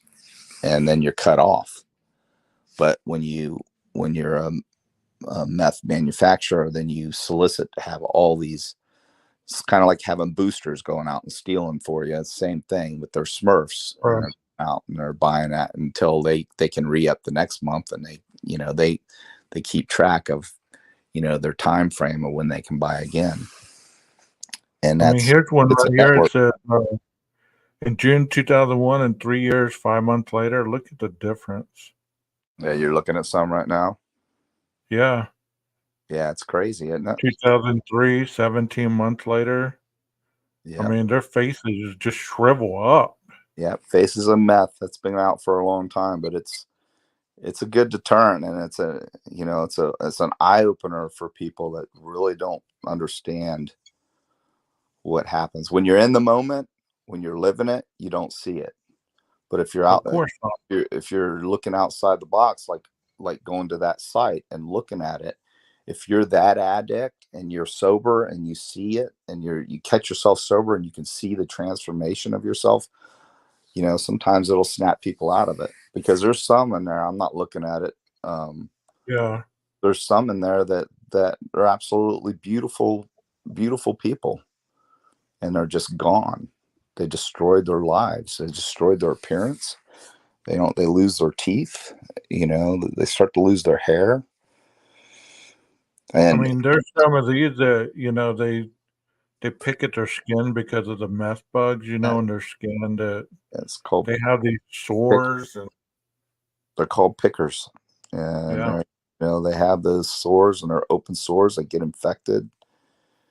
And Mhm. those people, like some of those ladies you see in there, those young ladies, they lay down for anybody. They don't even care. They'll just close their eyes and lay on that mattress that you see that's gone, and do whatever. I can't even discuss it, but they don't even know. Right, They right. don't care. They just want that next high. That's how afflicting that drug is. It's Right, it's exactly. horrible. It's horrible. And And people don't believe that. I mean, I'm glad we're discussing this right now. I mean, I'm glad this is the direction that I've held my channel to, because I want to show people the reality of what's out there rather than what's the fantasy, because the fantasy is just the CSI show, the 1 hour show where everybody's talking about it. You solve the crime in an hour and on to the next. This is the ugly part that a lot of people don't see. Miss the ugly part, but to get to that part, there's a lot of parts that go along with it. So the crime element, the crime element surrounding that particular drug is unbelievable. The retail theft that goes into that drug is unbelievable. The robberies, unbelievable. Yeah. Because the components that they need to manufacture that drug, some of them are regulated, and you're not going to have meth without pseudoephedrine. That's the most right. That's the major component. And you know what the sad part is, John? They're mixing fentanyl and everything. So yeah, you just never know. You get a bad batch. Well, they're putting it in Coke because one of my close, she's a female friend of mine, and I just saw on Facebook the other day, because when my son passed away, she was sending me a message, Sean, I can't even imagine, blah blah blah, and her son and my son were friends, and my son died from alcohol. Her son did a line of Coke, and turns out it had fentanyl in it, and they found him face down in a kiddie pool in the backyard of his little brothers. Wow. 28 years old, good kid for most part. He's been struggling his whole life with, trying different drugs here and there, but and she's a wonderful parent. I mean, she's very wealthy. You can lead your kids to the right roads, and but you can't make them take the path that you want them to take all the time. All you can do is try to be a good parent and teach them right from wrong, and hope that if they ever get into a situation that they make the right decisions. That's why true. with my two youngest, which are 20 and 16 now, I've always been straight up with them. I used to roll, and I think it's important as a parent, when you have windshield time with your children, just don't turn the music on and not talk to them, because that's some of the best conversation you will ever have with your kids. Yep. is when you're having windshield time. And I would turn it off, and we would role play. I would role play with my kids, and it was effective because it created diversity. I would go into scenarios that I knew they would encounter at some point in school. And, my daughter just recently thanked me for it. She's like, Dad, you made me tough. You made me diverse. No one could hurt my feelings. Right. And that's what you should do as a parent. People take things for granted and think that their children just grow up and are just going to be good because you're good. And that's not the case today. We have so many. It's like you've heard me say it on my show many times. You have keyboard tough guys and tough girls. You don't have what we're doing right now, which is, we're not face to face, but you don't have face to face dialogue with one another as children today. It's all about what I can sit down behind a keyboard and I can type up nasty things and say nasty things to somebody without any consequence. Exactly.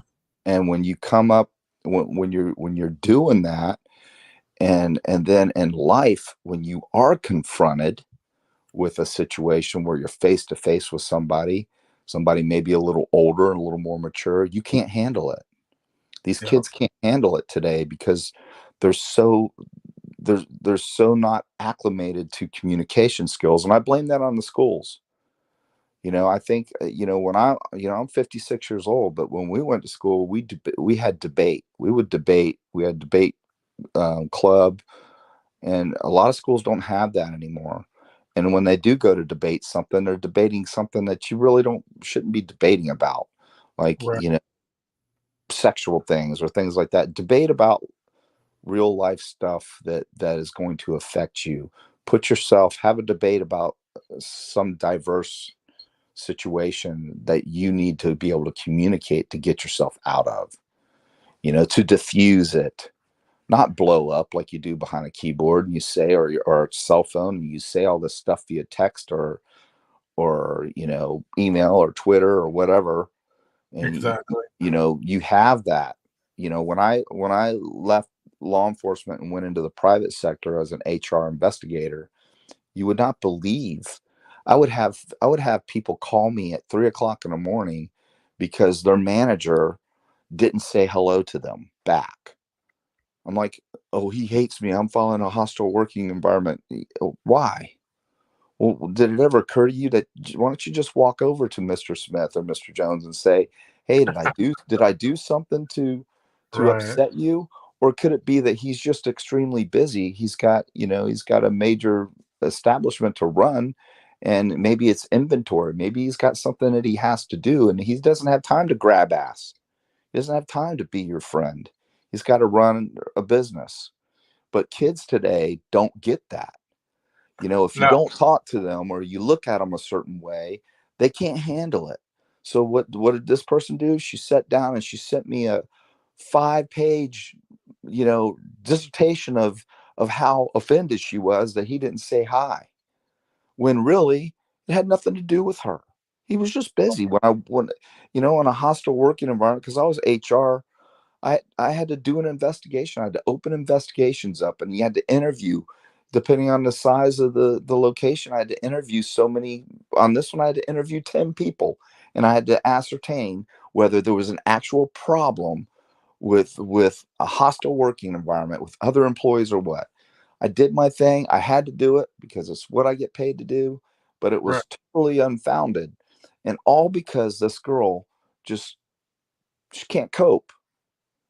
She can't cope. So as parents, when you know that your kids are having a hard time communicating because they're so desensitized because of being behind these freaking phones and computer screens, you need to take it upon yourself and be a parent Right. and And go another thing, back old school.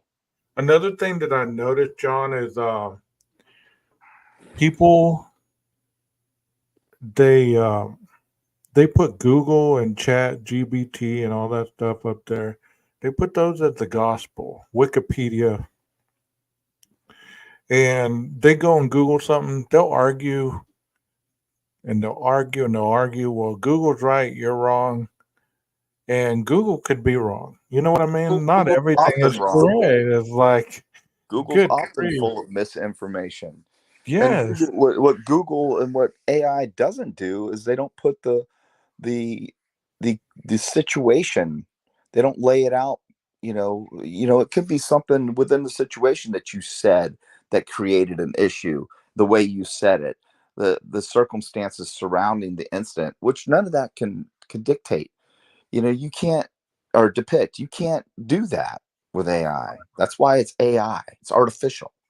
We need to be able to work together and figure things out. And my biggest fear with our youth today is they just don't know how to communicate without these phones or without a keyboard. They just can't do it. And it's sad. I sit across from them every day, bro. Today I saw two. But One. yeah, you're right. You're absolutely right. And while in conversation with them, you need to use what we're talking about, and you need to say, All right. "Hey, what's wrong with young people today is they can't do the hand motion between you and them. We can't have this. We're going back and forth. This dialogue right here is important, and until you can learn how to do that, you're never going to be successful." And You're you right. Because and they they're going don't know how to problem solve. they Their problem can't solving skills and their analytical thinking they is so can't do it. slow. They Right. can't do it now. If you were to communicate and be, behind a screen somewhere, they could lay down their emotions and everything's great. But when there's just this little bit of diversity and conflict face to face, that's why the suicide rate is so high amongst young people today. It's because they can't handle it. They'll have somebody beat them up on Twitter or whatever, and they can't handle it, so they wind up committing suicide over something petty. You know Right. why? Because that's all disseminated with a click of a freaking mouse or a click of your finger on a screen. It's disseminated throughout a whole network of friends. It's not like you say something to somebody in front of one person or a couple people, and then you have the trickle down effect over months. It's like instantaneous, and the lies that are said on people, even in the true crime community. Right. The stuff that these people are saying about people that are totally untrue, it doesn't matter if it's true or not. It's out there. People will believe what they want to believe. And you know what? We have a First Amendment right, but you've always heard me say, you have the First Amendment right, and just because you can say it does not mean you should say it.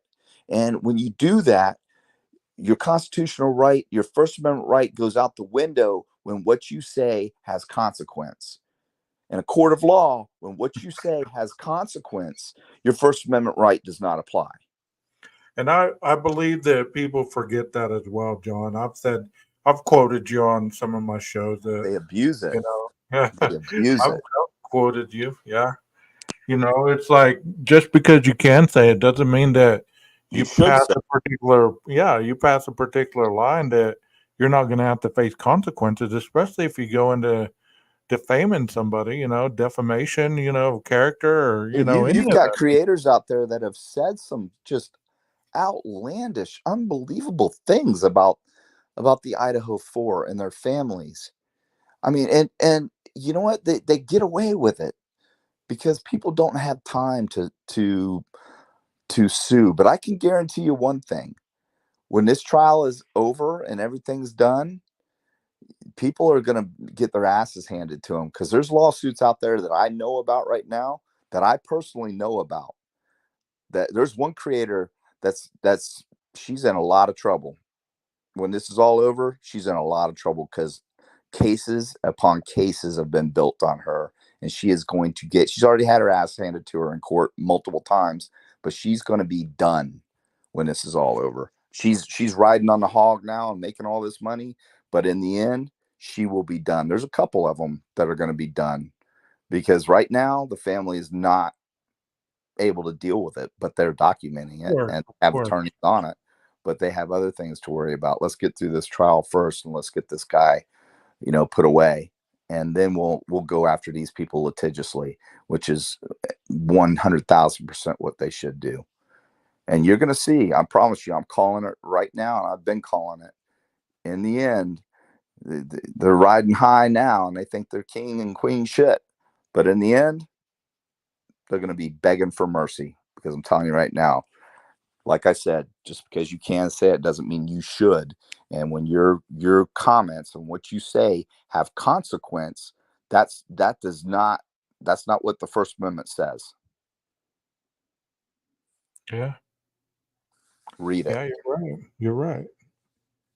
I agree Freedom with of you. speech does not mean you can be reckless and hurt people.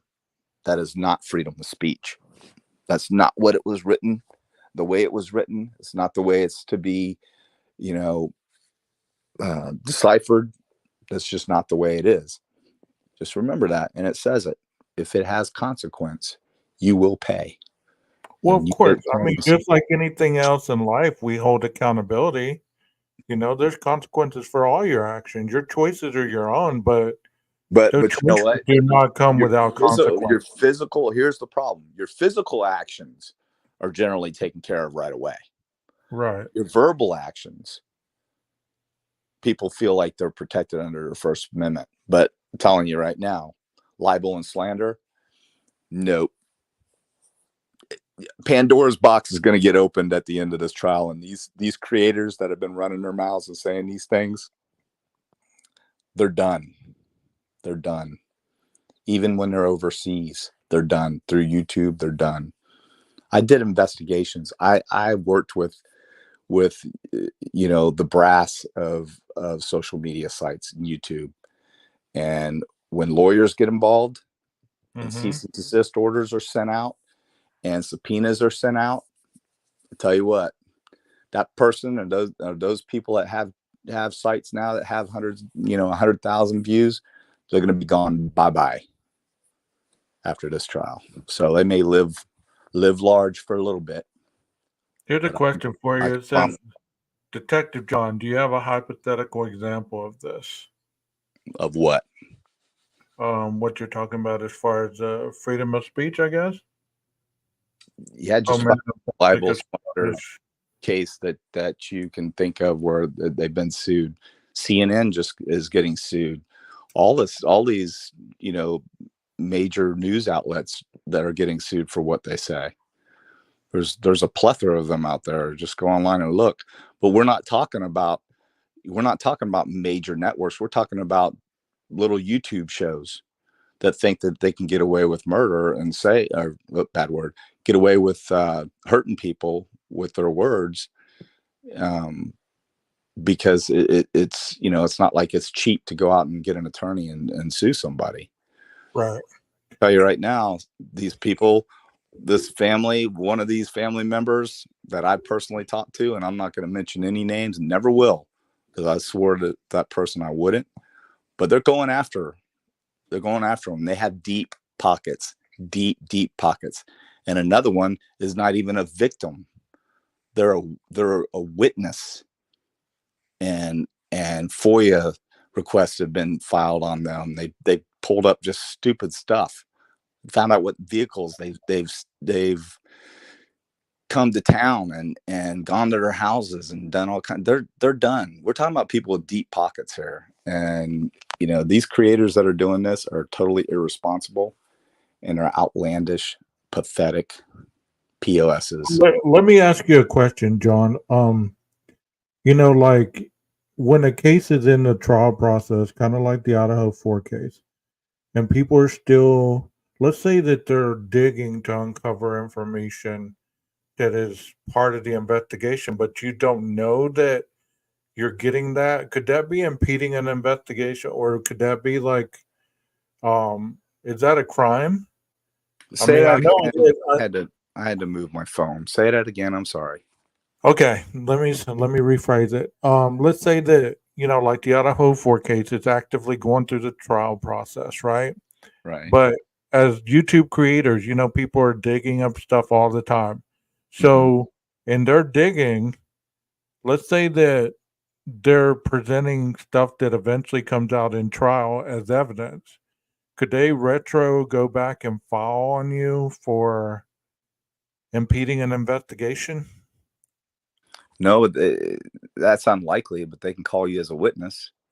And then Okay. gag order on you. They can do all kinds of stuff. They put you on a stand. Okay. And, I've never seen anything like that with, that hypothetical, but in order to shut that person up, I would call them as a witness and then have a judge slap an order on them.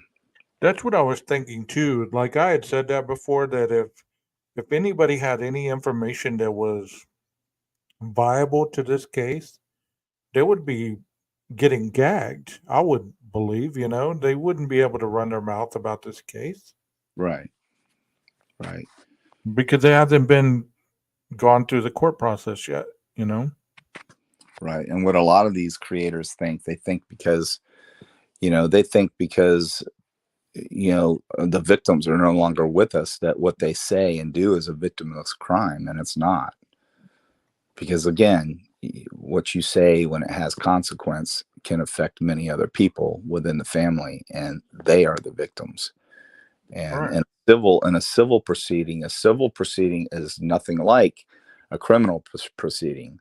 So I can bring so much evidence against you in a civil proceeding that would never be allowed in a criminal proceeding because of rules of evidence. But in a civil proceeding, that's why you see like OJ, for instance, he was found not guilty, but civilly he was found guilty. So he never had a pot to piss in the rest of his life. He was so bad that he had to try to go steal his memorabilia back and wound up in prison anyway, because he was that desperate. So, a civil proceeding is totally different. So people that do and say these outlandish things and post these outlandish things that think they're getting away with it, and they're laughing them all the way to the bank because they've got all these subs, and they're getting money. They're getting their rent paid because they're claiming, oh, I can't pay my rent this month, when really they're banking. But then they send a sense of urgency out there that, oh, if you want me to keep covering this case, I need help paying my YouTube bills and it's pathetic. These people are pathetic. It's disgusting. That's why since my son passed away, my son thought it was ridiculous that I was bantering with some of these idiots. And I just I've stepped away since he passed. But when I come back, I've got a hell of a team, and I've got a lot of people that want us to come back. And I get emails every day, every single day. I got emails about being on your show, begging us to come back and bring the team back, because I can tell you what, the team that I had amassed was unbelievable, and every single one of them had something to offer. And we did it right, and we were doing it right. And then when you go against the narrative of some of these ridiculous shows, they'll say and do just about anything. So is it going to be the same type of show as before, or are you changing it up? Well, my show was always based on the investigations. Okay. And the whole intricate, doings of what it takes from the beginning to the end. Let's get into the psyche. Let's try and figure out why potentially Kohlberger did this. And we can bounce those scenarios off because those are hypotheticals, but right. they typically aren't going to get totally unrealistic. They're going to be there's a lot of truth somewhat in a lot of what people say. But some of these other theories that are out there about cannibals and, vampires and, the kids being involved in prostitution and drugs and all this stuff. Is it possible the drugs and prostitution? Yeah. But is it likely? No. Based on what we know about these young students, I would never in a bazillion years think they were involved in anything like that. When people talk about the OnlyFans and prostitution and all that stuff, it shows me how limited their social awareness goes. You know what I mean? Like, if you've never been around those type of people, right, you would assume that everybody would live this lifestyle based on this plus this equals this, and that's not how it goes. Well, bottom line is, where does common sense weigh in on any of this stuff? Right. Like, people have no common sense. They just say what they want to say to get clicks, and they'll actually run with it. He had one guy he ran for days on creating shows about vampires and cannibals at the food truck and all. I mean, days. It was unbelievable.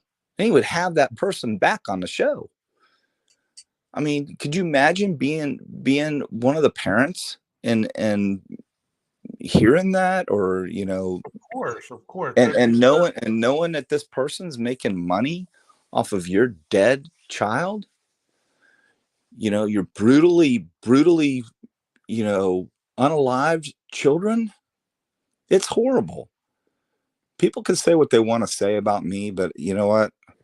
I'm going to stand up for what's right. And if it pisses people off, I could care less, because what's right is right. What's wrong is wrong. And what the true crime community has become, or was becoming when my son passed, I was fighting with these people every single day. And I even tried to throw comedy in on it, and, wore wigs and made fun of, the scenario being sarcastic. Right. But somebody had to do it. No one was doing it. I'm the only one, me and one other, and I started it, that would actually go after these people and they're blatantly horrible scenarios and unrealistic lies that they were telling. And it was great. People loved it because it gave them somewhere to go to vent on what these people were saying. But I'll tell you what, they didn't like it. They didn't like it one bit. And Here's a question for you, John. This guy says, Detective John, as an investigator, what would make you look at a police officer as a culprit?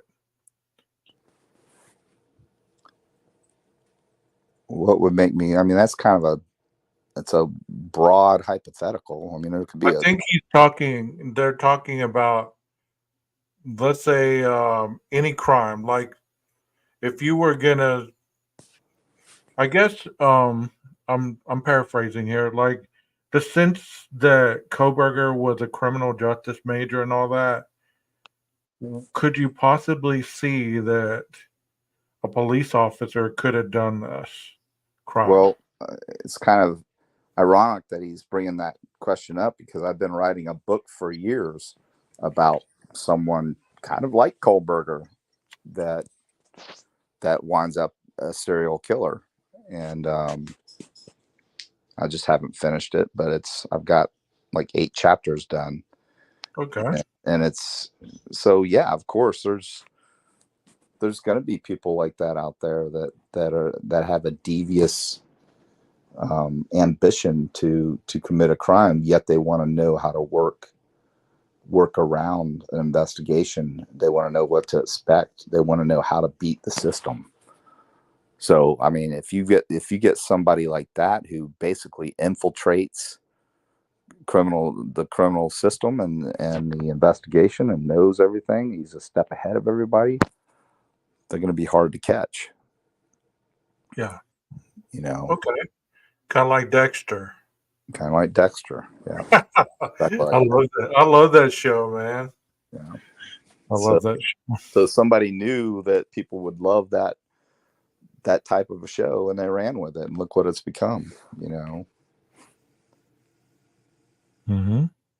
But it's it's just, I got to get off of here, but it's just I wanted to bring up, and you brought up DCF or whatever you called it, CPS, Child Protective Services, and I've got many stories, and it's more of a message that I wanted to send, because there's certainly somebody within your audience that has had a situation where they knew a child was being neglected, and follow up. That's all I can say. If you see that child, if you call because you knew that child was not being cared for properly and nothing was done, or maybe that child was taken away for a couple days and then given back, I would follow up and stay on them, because if you stay on them, then they've got to document everything. Go into your CPS office, get in touch with them, because every call you make is documented, and demand to speak with a supervisor. But the problem is with a lot of that too, and it's sad, and this is why a lot of your divorces today, it's why the courts are going 50-50, because they're tired of parents battling against one another. So if you're within 50 miles in a lot of states of one another, and you're both good parents, and I believe in this wholeheartedly, because in the past, men were kind of in this, woman's world as a parent, and we're just kind of passing through. And if you have a child together, she gets most of the custody, and you're paying everything, and then the man winds up resentful because he's working his ass off and he barely gets to see his kids every other weekend and one day a week. And I'm not saying that every case is like this, but I'm just saying a lot of times, the wife, ex-wife, gets her cake and eats it too. Now she's caring for the kid, yeah, but who's to say that I don't want to care for my child too, just as much as she does? Right. So what the courts have done is the courts have said, hey, if we can be amicable and not fight all the time, we won't wind up in court all the time, because she won't be asking for more money because I bettered myself, or I got a better job. If we can split the responsibility and everybody work together for the well-being of the child, then let's do that. That's why a lot of your judges and a lot of your municipalities and counties are going to and states are going to 50-50. Governors are signing the bills to go 50-50. Here in Florida, we're 50-50. It's about time. It's about time, like Well, you said. and you think about that from a custody standpoint, how much hurt that child has to see when two parents are fighting amongst one another and are always saying disparaging things about the other, because that's just what happens. So if you have a liaison that can work together with both parents and make that work, it works out great, because there's no fighting. It's there's no we're going back to court. So it's working out, and I wholeheartedly hope that every state winds up going to it, because it's what's best for the child. The child wins in the end. So, but a lot of these cases with CPS are actually family members calling on the dad or calling on the mom to try and get dirt on them, to try so because they have a pending court case coming up with custody. And that's where you've got to be a good investigator in CPS. You've got to be able to articulate, hey, this is what's really going on here. And a lot of times it backfires on that parent. I mean, kind of like that Kansas mom case where they were going through the custody battle, and the mom ended up killing the daughter-in-law and the lady that took her, Right. to do the visitation in Kansas. Right. I mean, that was a sad case in itself too. But Well, as go ahead. I think every day we as a people are evolving. It's just like anything else, like racism, slavery, things like that. Did slavery occur? Yeah, it occurred. But that was a long time ago, and we have evolved as people. We are always evolving, and I just pray that through time we can evolve past all of these wrongdoings that we do to each other, and we can all figure out a way to make things work. And that's why slavery was abolished. We don't have slavery anymore.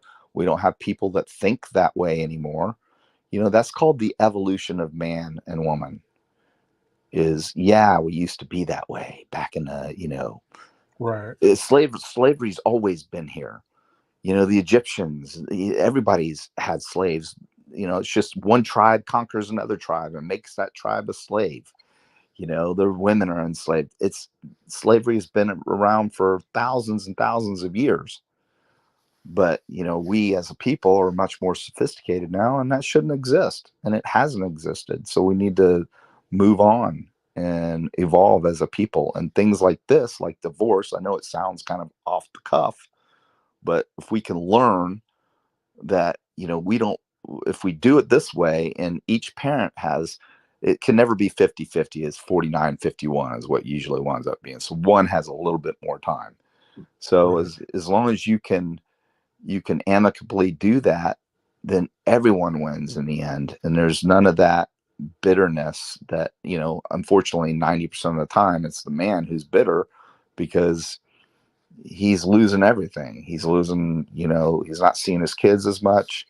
But now the courts have found that, you know what, if he's a capable father and you're a capable mother, you're no better than he is just because you gave birth. He's a parent too, and he has rights. That's true. And both of you should be able to parent responsibly and bring this child up, to be a productive person in society. And because of that, there are studies out there, there's cases out there that they've looked at, and it's made all the difference in the world. That's why a lot of these states are going to 50-50. So if you're going through a divorce and you're a man, then keep your nose clean, and make sure you have a job that's conducive to being with your child, and you'll likely get 50-50. And if you're a woman out there thinking that you're going to get everything paid for and handed to you because you're a woman, I would think twice, because if your husband's a good father, then he's probably going to get 50-50.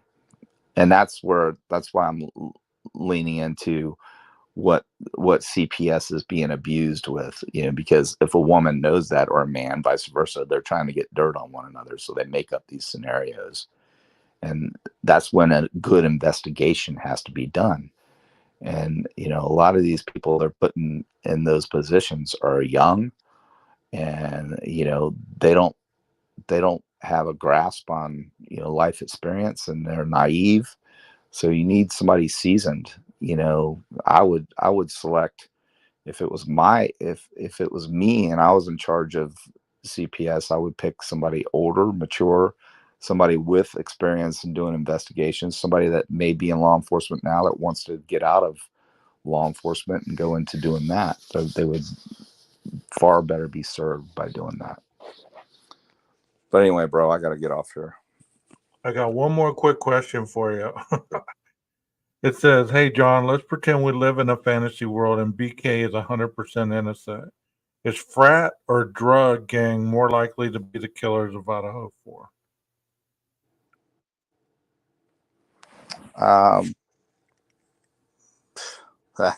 That's a crazy hypothetical. I would say probably frat, because they would, if he were innocent, would be somebody that had contact with them all the time. Maybe it's some kind of a jealous rage or something personal, Right. rather than drugs, because I don't believe any of those kids were into any heavy drugs. Not that would necessitate, what happened to them. I don't either. I think that it would be, because to me, when you take a 7-inch K-bar knife in, it's personal. So what are you going there to do? Are you going there to end someone's life? Are you going in there to commit a sexual act by using a knife, which is what a lot of RAPEs are done with knives? You can say that word on this channel, John. Oh, I don't. Yeah, you can say murder, you can say rape, you can say all that. It's cool. I've been out for a while, so I know. It's Are you cool. you not monetized yet? I am, but Oh, it doesn't bother me one way or the other. I mean, just out of respect, I didn't want to say anything. yeah, that's So fine. I mean, if hopefully we'll know, and he's not going to spill the beans unless he can use it to keep himself alive, away from the death penalty. But he's the type of person, in my opinion, because he's been in psychology, and his sisters, I believe both of his sisters and his mother, I believe, were all in psychology. His father was all in psychology. They all have backgrounds. I think one of his sisters actually a psychologist, right? If I remember right. Mm-hmm. And so he's been there. He knows the human mind. He knows. That's why I believe that he was having these feelings his whole life, and he was becoming what he so was concerned and wanted to study, and he was becoming that. So if you think about it from that aspect, I think that he was running from himself, and his impulses finally got control of him. And they don't teach you how to be a killer in school. They don't teach you how to be a serial killer. They don't teach you how to get away with murder. No. I mean, you're being taught how to investigate murder, and people assume that just because you're learning how to investigate it, you're going to learn how to deviate it. But unless you have, of course, if I know how to conduct an investigation, and then I'm going to commit a crime, I know what not to do. So, well, of course, I mean, but he's are you certainly going to be perfect? Yeah, you're Are not you going to gonna be perfect. There is no such thing as a perfect crime. No such Right. thing. Especially nowadays with DNA. You're leaving your DNA just by walking in a room and breathing. Yeah. And people don't even have the foggiest idea of how much DNA you leave by just walking in a room. It's amazing. Thank you so much for your time, John. I've enjoyed it, just like always, bro. All right, man. You take care. I saw Hey, Jeff you was do on the here. I same. didn't get to say hey to him. He sent me an email earlier today. But Jeff's good people, and that, you know what, man, that's the kind of people you want on your show. If you're gonna have a show, and I'm gonna be candid with you, man. I haven't watched your shows. You know, you sent me a message. I haven't watched anybody's show. I don't even know what is going on in the true crime community. I haven't for the past 7.5 months. Don't Right. know. Don't be honest with you. I don't care right now. I've Right. got my own issues I'm dealing with, and you know, it's not only the death of my son. I have to deal with my mother because my son died in her house. So, you know, she's tried to commit suicide multiple times, and I've had to deal with that. I've got a lot of things going on that take priority, and I don't need the negative garbage in my life. I wanted to Understandable. have a show where I could just help people understand the process. And, you know, I don't know everything. You know, I've probably forgotten most of what most people know when it comes to, you know, investigations. But, you know, I try to be humble and try to be patient and try to, you know, help people understand. And, you know, I think I've done that for the most part. But Yeah. I don't tolerate ridiculousness. I don't tolerate that well. Well, I understand that, bro. I You understand know, that. so it's I don't either. And I mean, I think that I've created an atmosphere here where most people in the chat are respectable, even if they don't agree with each other. At least they're respectable, not right. only to the guests, but you know, to the people in the chat, but they're also respectable to the panel guests. I don't Yeah, put up with that at you just all. You know? like I said, just keep it real, and Yeah. you know, just think about you know the victims and the families, and you know, how would you react if somebody were accusing your dead daughter of being a, you know, OnlyFans prostitute? I'm telling you what, I would lose my freaking mind, and I I would believe also probably I believe so too. and I'll be honest with you, I would probably hunt that person down and they get a haymaker. I mean, that's, I I mean, mean, you're it's talking about hard. my children. I mean, it's hard to, you know, all the bad stuff that's said about the families, especially one family. I mean, I don't know how they must be on some good medication or something to be able to handle what they've gone through in these 2.5 2 years, almost 3 years now. I mean, because I couldn't have handled it that well. I would have Well, lost my shit. I can tell you from, again, I've had conversations with somebody very close to this case, and they're just sitting back. And I told them, just sit back and you'll get the last laugh in the end. So all these people that keep saying these things, Hmm. you know, they've got deep pockets, and they're coming after you.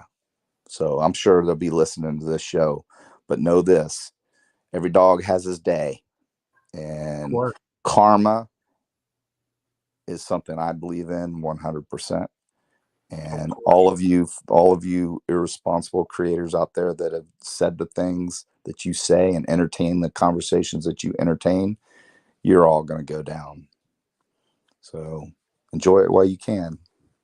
And I'll be the first one there laughing my ass off when you get your ass handed to you. All So, right, buddy. You have a good night, bro. all right, you guys. God Good to see bless. you. Take God care. bless you. All Bye right. bye. All right. All right. All right. Always a pleasure. Always a pleasure. And I guess Jeff went and got some food and never came back, you know? And I don't blame him. Food is priority one for some of us, you know? I'm one of those. I was eating before I came on panel. Some of you that just came in the chat, Andy, K&B, Texas, how you doing? Leo or Leah, I'm sorry. Not wearing my glasses, so you know, everything kind of blurry. Yeah, he's trolling somewhere. Yeah, he's got the full belly syndrome. You're right about that. I think it's hitting me that chicken I ate earlier is kind of like taking me out. Yeah, but I hope that you guys enjoy the upload during the day and, you know, enjoy the lives at night because as you probably know, being a content person, even if you're commentating this stuff, it still takes a lot out of you. It takes a lot of time to really articulate the words and, make sure that you get the best um, information out there where it's not biased in any way, that it's objective. I mean, it's an art form almost, and those that do it, tip my hat to them all. If we have any creators in the chat right now, mods, if you could put their channels in here, be sure to put Detective John's in here. I saw Kane B's in here. Go ahead and put his channel in here. Anybody else that y'all know that are creators that are in the chat right now, please put their channels in here in the chat so they can be recognized, because it's a good gesture that other creators come in and at least say hello, pop in and say hello, and acknowledge your channel as being part of the community. I think that's a good gesture, and I try to do that as much as possible also. But some people, like Kane, as I've noticed, he goes on late at night, and I'm usually crashed out around that time. So I try to do the replay crew, but I try to hit up other channel just to say hello. Nothing more than that, because we got to support each other, whether we agree on everybody's theories or stuff like that. I mean, I'm not going to be one that's going to go overboard if I don't believe in your stuff. You've heard me talk about it. Nina's in here also, so be sure to put Nina's channel in here. So Rondi, you or Paula or Bullets, if y'all would do that, please. If y'all would put these channels in here for me, I'd appreciate it. Um, Aquarius usually does it, but I think she's probably in bed by now. But if y'all could do that for me, that'd be awesome. So, no problem. So just try to stay out of the crossfires of the YouTube street. There's a lot of drive-bys going on. There's a lot of houses being blown up. There's a lot of craziness going around. It's like people are positioning for territory, and you don't want to get caught up in all that. Make sure you stay on your side of the street. Make sure your side of the street is clean and prepared for those that aren't in this for the right reasons, and there are plenty. As Detective John just stated, there's some people that have been doing this for a while that obviously he has some inside information that a lot of us aren't prevalent to. And, if that does come to fruition, then, things are going to, heads are going to roll, obviously. You know,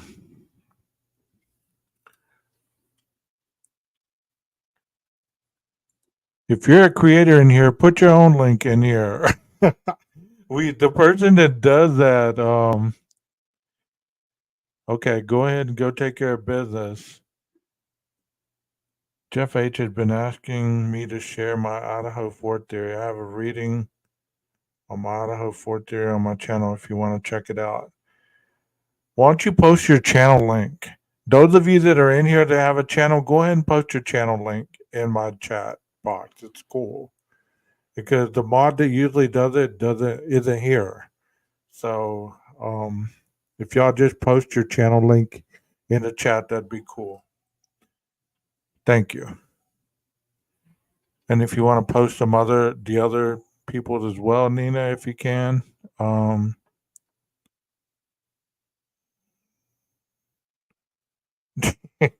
It's cool, Bullets. It's cool.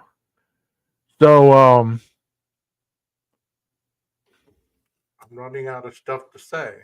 John and I had a great conversation, and Jeff and I had a great conversation as well. So yeah, Rogerland, what's your channel called? Go ahead and put your channel link in here. That way we can go check it out.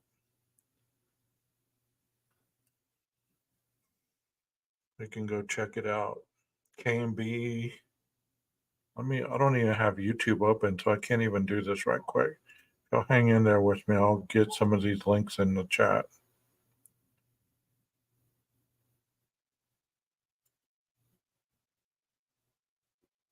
Let's see.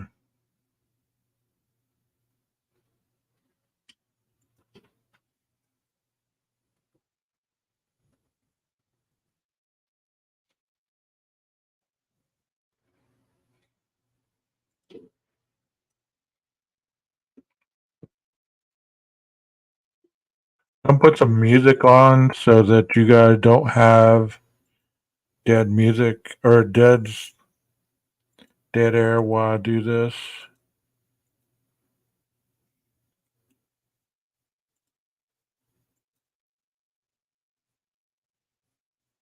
I put some music on and I'll be right back. The one that I would jam.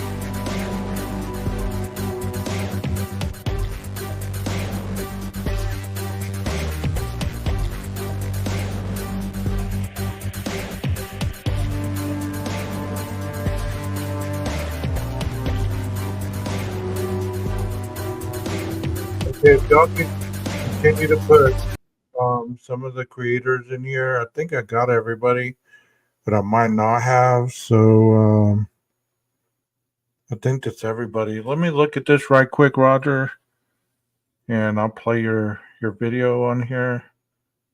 We'll check it out. Which one is it?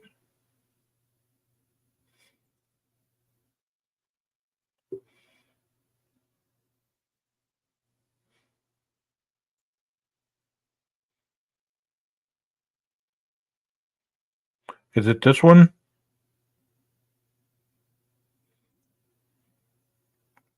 Which one is it? So I get the right one. Should be able to go and okay. Let's see if it's this one. Hello, everyone. My name is Roger. This is my working theory essay.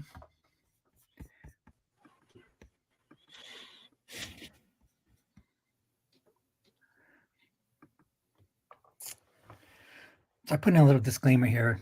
The following is my best estimate guess of what happened in the Idaho 4 case. This is all my opinion, speculation based on the PCA, as well as various research from news reports, websites, and various other sources. Start with a little background on Brian Kohlberger. He was born November 21st, 1994 in Albrightsville, Pennsylvania. I haven't heard much about BK's first 10 years or so, but it was reported when he was about 10 or 11, his family apparently went through some hard economic times and had to move from their family home. Supposedly, this had a negative impact on the young BK.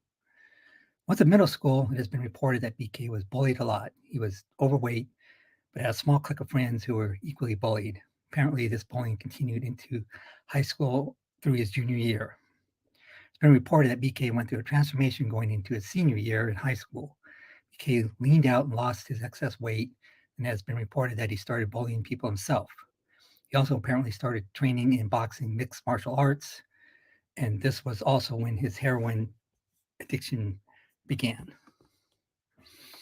Shortly after graduating from Pleasant Valley High School in 2013 at age 18, BK attended Monroe Career and Technical Institute in Bartonsville, Pennsylvania, but dropped out a year or so later in 2014, age 19. Also in 2014, BK stole his sister's iPhone and sold it for parts at a kiosk at a local mall. It has been reported that BK was in rehab around the 2014-2015 time frame, so this would put his ages around 19 and 20. After completing rehab, the stolen iPhone incident was expunged from his criminal record.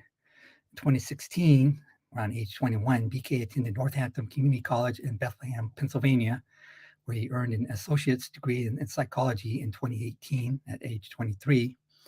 After graduating from Northampton, BK worked as a security guard for the Pleasant Valley School District, the same school district where his father previously worked as a maintenance worker for many years and his mother for a time as a substitute teacher. After transferring from community college in 2018, BK received a BA in 2020 at age 25 and an MA in 2022 at age 27 in criminal justice from DeSales University, located in Central Valley, Pennsylvania. After DeSales, BK was accepted at Washington State University. By the way, we call WSU Wazoo out here on the West Coast, and he was accepted as a PhD candidate. As most of us are aware, WSU is located about 8 miles west of the University of Idaho, located just over the state line in Moscow, Idaho. Some observations on BK's formative years. From BK's small clique of friends from middle school to his junior year in high school, it seems like he systematically alienated most of them during his senior year or post-high school. BK did have a friend or two that ran at night with him, but no one has come forward, said they were really very close friends or he had any sort of male best friend. No one has also come forward and said that he ever had a girlfriend or any kind of sustained boyfriend-girlfriend type relationship. One woman came forward and explained that she had a disastrous Tinder date with him. She had to fake being sick to get BK to leave. Also, there was a story from a local pub, I think this was in Pennsylvania, that BK used to frequent, and he would essentially harass the female wait staff, saying things like, "Where do you live?" and, "Can I have your phone number?" as first statements to them, pretty much put them off, right? The pub owner had to have a man-to-man talk with him, telling him he was welcome at the pub, but he can't harass the female staff. Apparently, BK never returned to that pub. I believe BK had incel traits and was most likely influenced by the writings of Elliot Rodger's manifesto. For those not familiar with Elliot Rodger, he was an admitted incel who went on a rampage in Isla Vista. I put the correct pronunciation in there for Isla. It's not Isla, which is the location of the University of California, Santa Barbara, otherwise known as UCSB. This happened in 2014. Elliot Rodger attended Santa Barbara City College, a few miles away from UCSB, kind of a similar proximity as Wazoo is, the University of Idaho. Also, an item found in BK's parents' Pennsylvania home refers to a book with a sentence highlighted on page 118. And this is a typed out portion. You can find this with the handwritten, same information that's all handwritten, but this is a little bit easier to understand. And I highlighted a book with underlining on page 118. Curiously, you look at the number one item, it says knife, but it's very ambiguous. We don't know if that's a K-bar knife or just some other knife, but just kind of worth pointing out there.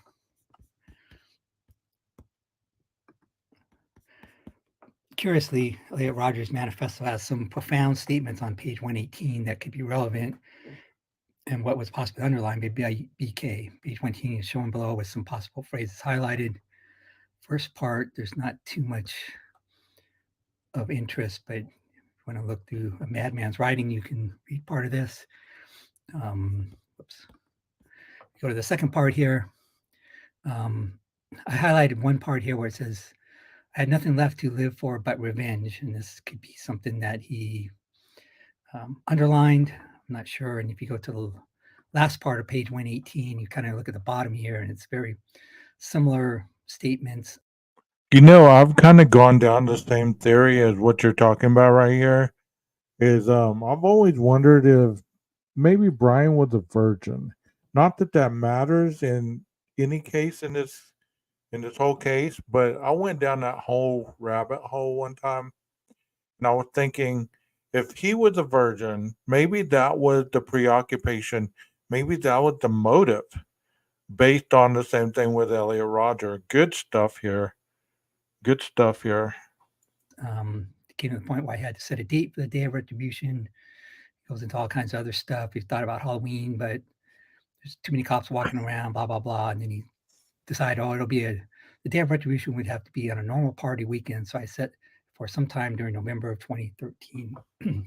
Elliot Rodger did not go through with it in November 2013. There was other issues, so he pushed it out till March of 2014. But it's just the thinking is kind of similar. But I don't know what that book is, but we'll find out.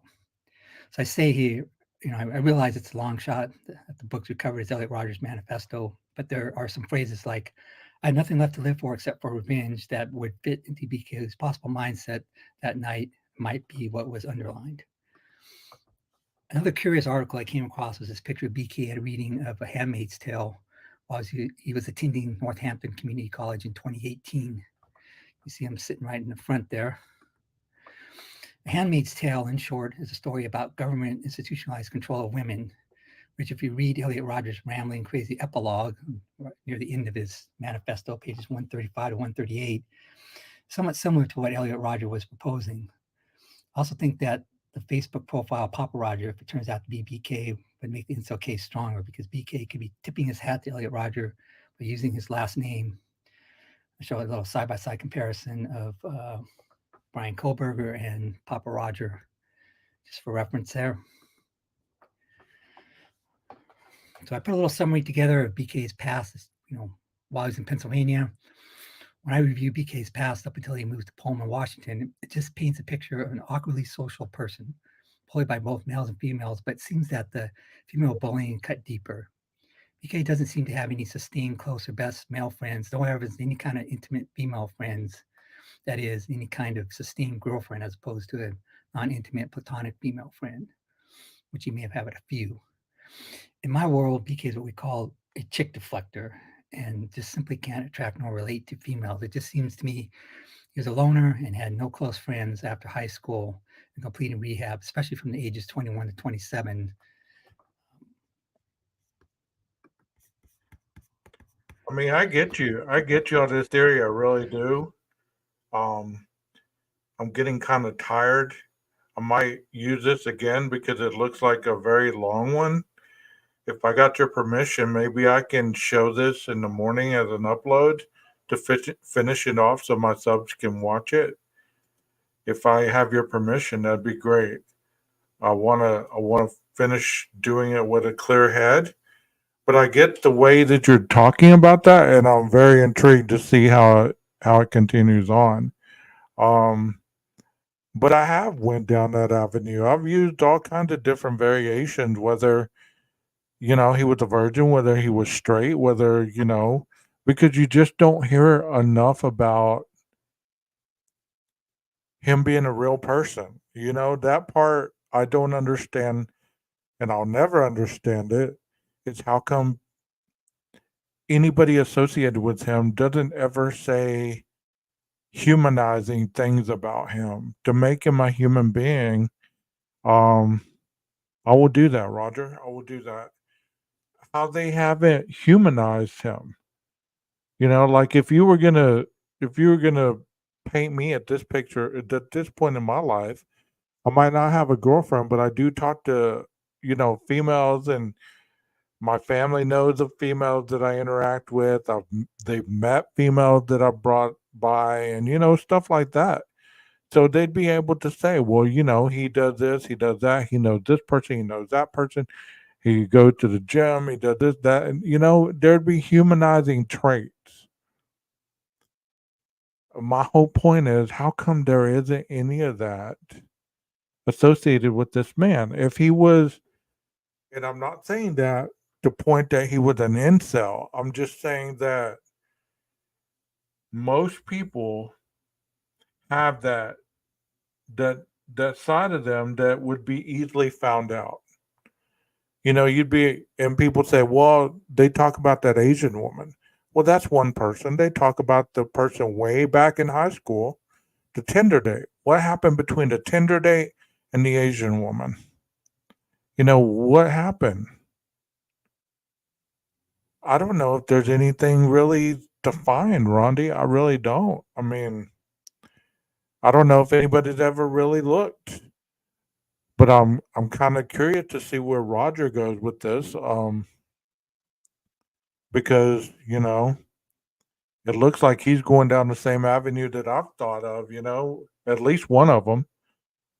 Steven said the fact that he has no close friend, no ex-girlfriends, or anyone that knows him intimately is such a red flag. Oh, they've looked. I mean, I've always thought that, and I mean, I'm not trying to paint the guy in a negative light here when I'm saying this, so I'm not trying to offend anybody, but in reality, you got to look at it this way. If you're gonna look at somebody and humanize them, if you don't want to look at them as a potential killer, well, what avenues does this individual show you other than the only thing that you got to really say positive about him is he was a drug addict, he turned his life around, he went to college, got all these degrees, and that's all that you can really say about him.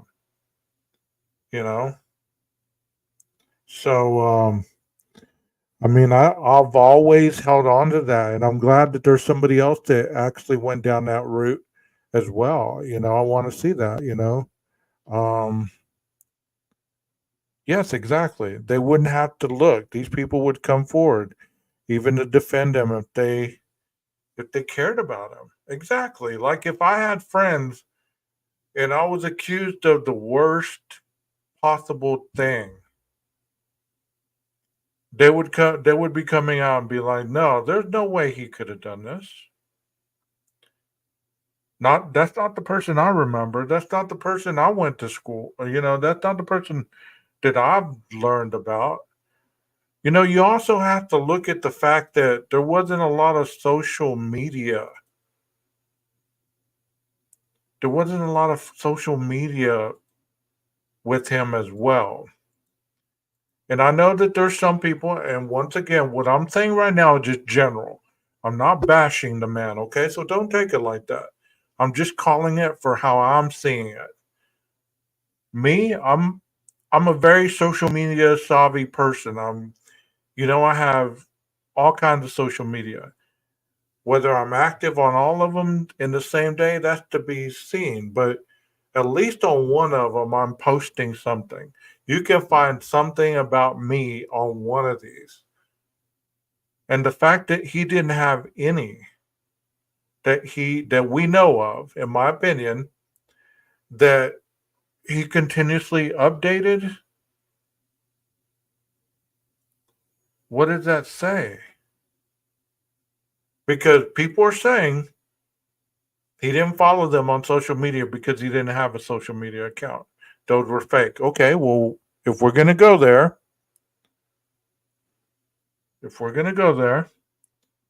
why didn't he? He's 28. I'm 53, and I'm still social media savvy. I don't know very many people these days that are older than 28 that don't have a social media account of one, at least one. Whether it be Facebook, whether it be Instagram, whether it be TikTok, whether it be Snapchat, whether it be WhatsApp. I mean, any of them. They have something. So what do y'all think about that? Do you agree or do you disagree? Yeah, even if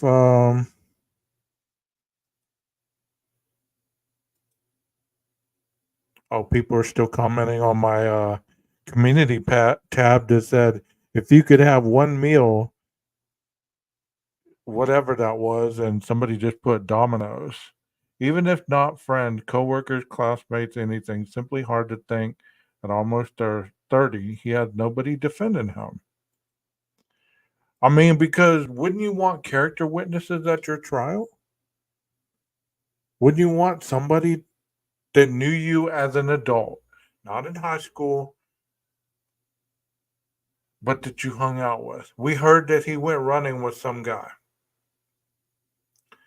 But we don't know if that was a friend, that was just an acquaintance, that was somebody that he ran with every so often. But even in the interview, he didn't seem to, that guy that got interviewed by the gas station, he didn't seem to go overly above and beyond and defend him. He was more in shock that it was the individual that he ran with more than anything. Yeah, that guy that he ran with. And the other two guys that went to the pool party with him. But they didn't have those type of conversations either. Those conversations like, man, Brian was a funny guy. He's enjoyable to be around. He's the life of the party. He's always telling good jokes. He's silly. He walks in, the whole room erupts. Anything like that.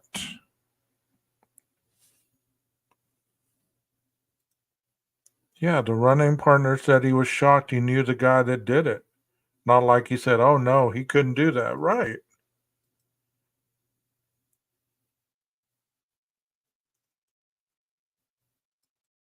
Yeah. Yeah, there was that guy. But answer me this, Rondi. If I was to go look you up or the friend that you had in high school, would they talk about you the same way today as they knew you in high school if they hadn't had any kind of connection with you whatsoever? They would be telling me, they would be, oh, I know who you're talking about, but I can't talk on that. I don't want to talk about that. But would they know? Would they know you today as they would have known you then, or even at 28? I'm just saying that people grow up and they grow in different ways. Stevie B, I'd wondered why we hadn't heard more from the running partner. I always wondered if they ran past the house frequently on their night. That's a good possibility. That's a good possibility. That's a good thought right there. What if that was their running route? To run past the university, all through the neighborhoods? Walenta?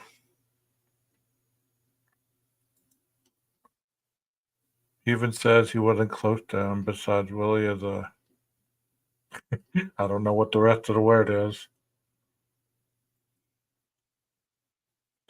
That does make a lot of sense, but I've always thought that. I've always thought that wholeheartedly in my heart is if you want this person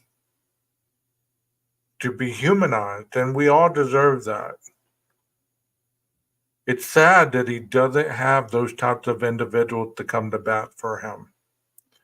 That he has to have strangers stepping up to the plate to defend him. And that tells you one or two things. Either he chose to live life like that, or he just he wasn't very sociable and didn't really know how to connect. Either way, it doesn't make him a killer, but it does plant seeds to create a killer. And that's why so many people are on the fence until the trial happened, because those type of avenues, you could go both ways with those things. And that's why I speak on it right now, because it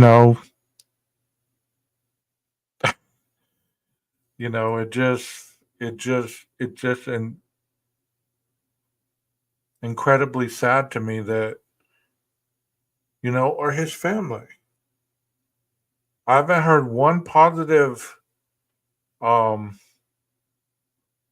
reaction from his family. I heard, I read a letter one time in one of my lives from his sister, supposedly, that asked, people to stop harassing them and this and that and the other. But that's all that I've ever heard that came from the family. So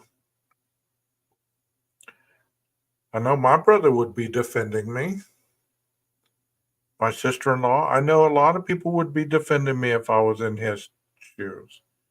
Even if I was the murderer, they'd still be defending me on the person that they knew. They wouldn't be excusing what I did, but they would be defending me as a person on who they knew. Because you would think that people would want to humanize somebody that you loved and cared about.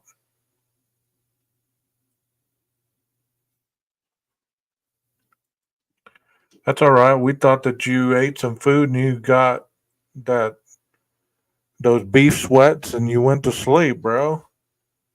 I think it's a big part of why he was so broken. The pool party girls who gave him numbers say they got breathing hang up calls. I think females scared him and that frustrated him.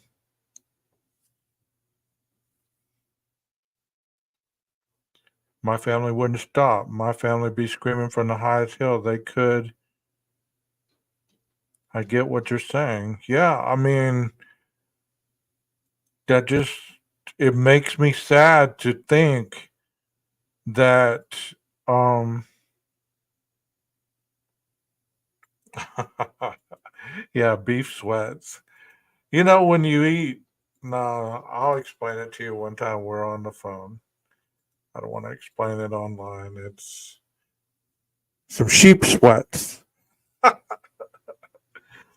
Anyways, I mean, I've always thought that was sad. I always thought that was sad because the humanitarian in me likes to find a silver lining in everything. I don't agree with what they do, but I agree that most people, if not everybody, I mean, there are some people that don't deserve compassion. There are some very ruthless, violent, vile people. But I don't know that about him yet. I'm on the fence still.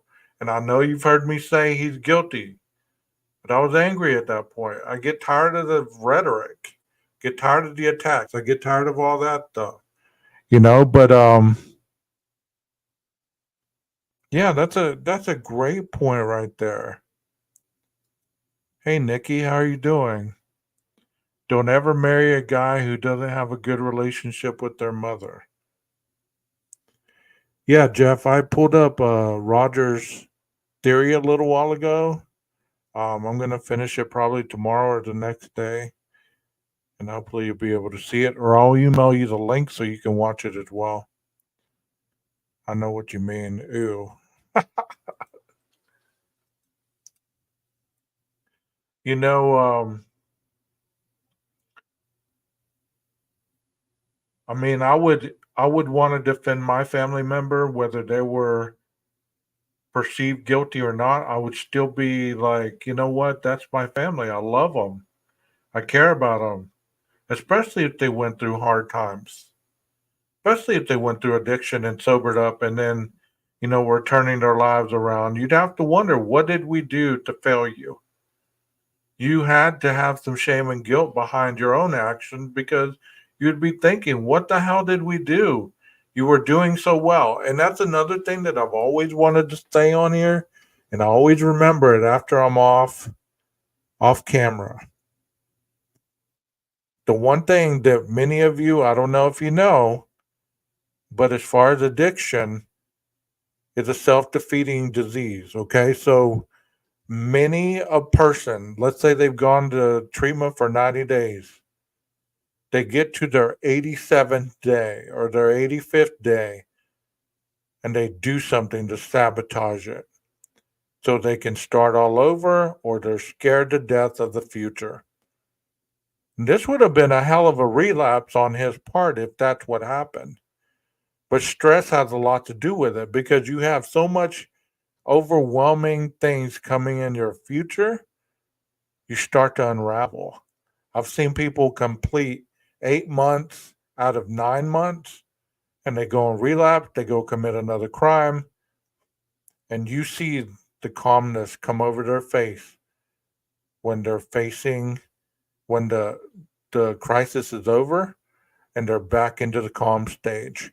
So that's what I wanted to say is when the addiction is at its highest, who knows if he sabotaged his good fortune by committing a crime?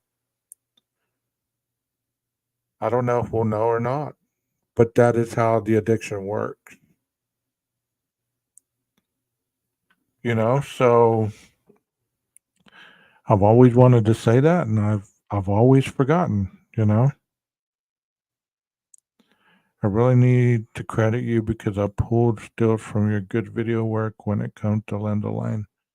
Yeah, that dude does some pretty good Linda Lane stuff, don't he? He's a pretty good guy. Detective John wanted to say hi to you, Jeff. He waited as long as he could. I'm sure we'll be able to collab again. He did give you a shout out. But what do y'all think about my theory about getting so far and then self-sabotaging and unraveling? That is a possibility. Yeah. Matthew Perry always sabotaged himself. I've done it. I've told people I've gotten to the end of almost completing something, busting out the grenades and throwing them behind me and watching the world burn for no other reason than I could not take the pressure of success or the fear of failing at what I was about to embark on. Yeah, you are good. You are good. Give yourself some credit. You are good. So I hope you enjoyed this live tonight. It's gone a little long. I'm glad that you guys got to come in and talk to John and you know got to see some of the video and got to hear some of our discussion. We even talked a little bit about the Idaho 4. It can be talked about in a rational way where things about motive are just simply lifestyle issues that can become a motive, you know? Well, I'm going to ask you one time. Can you dig it? Can you dig it? If you can't, you need to get yourself a bigger shovel. Maestro, cue the music.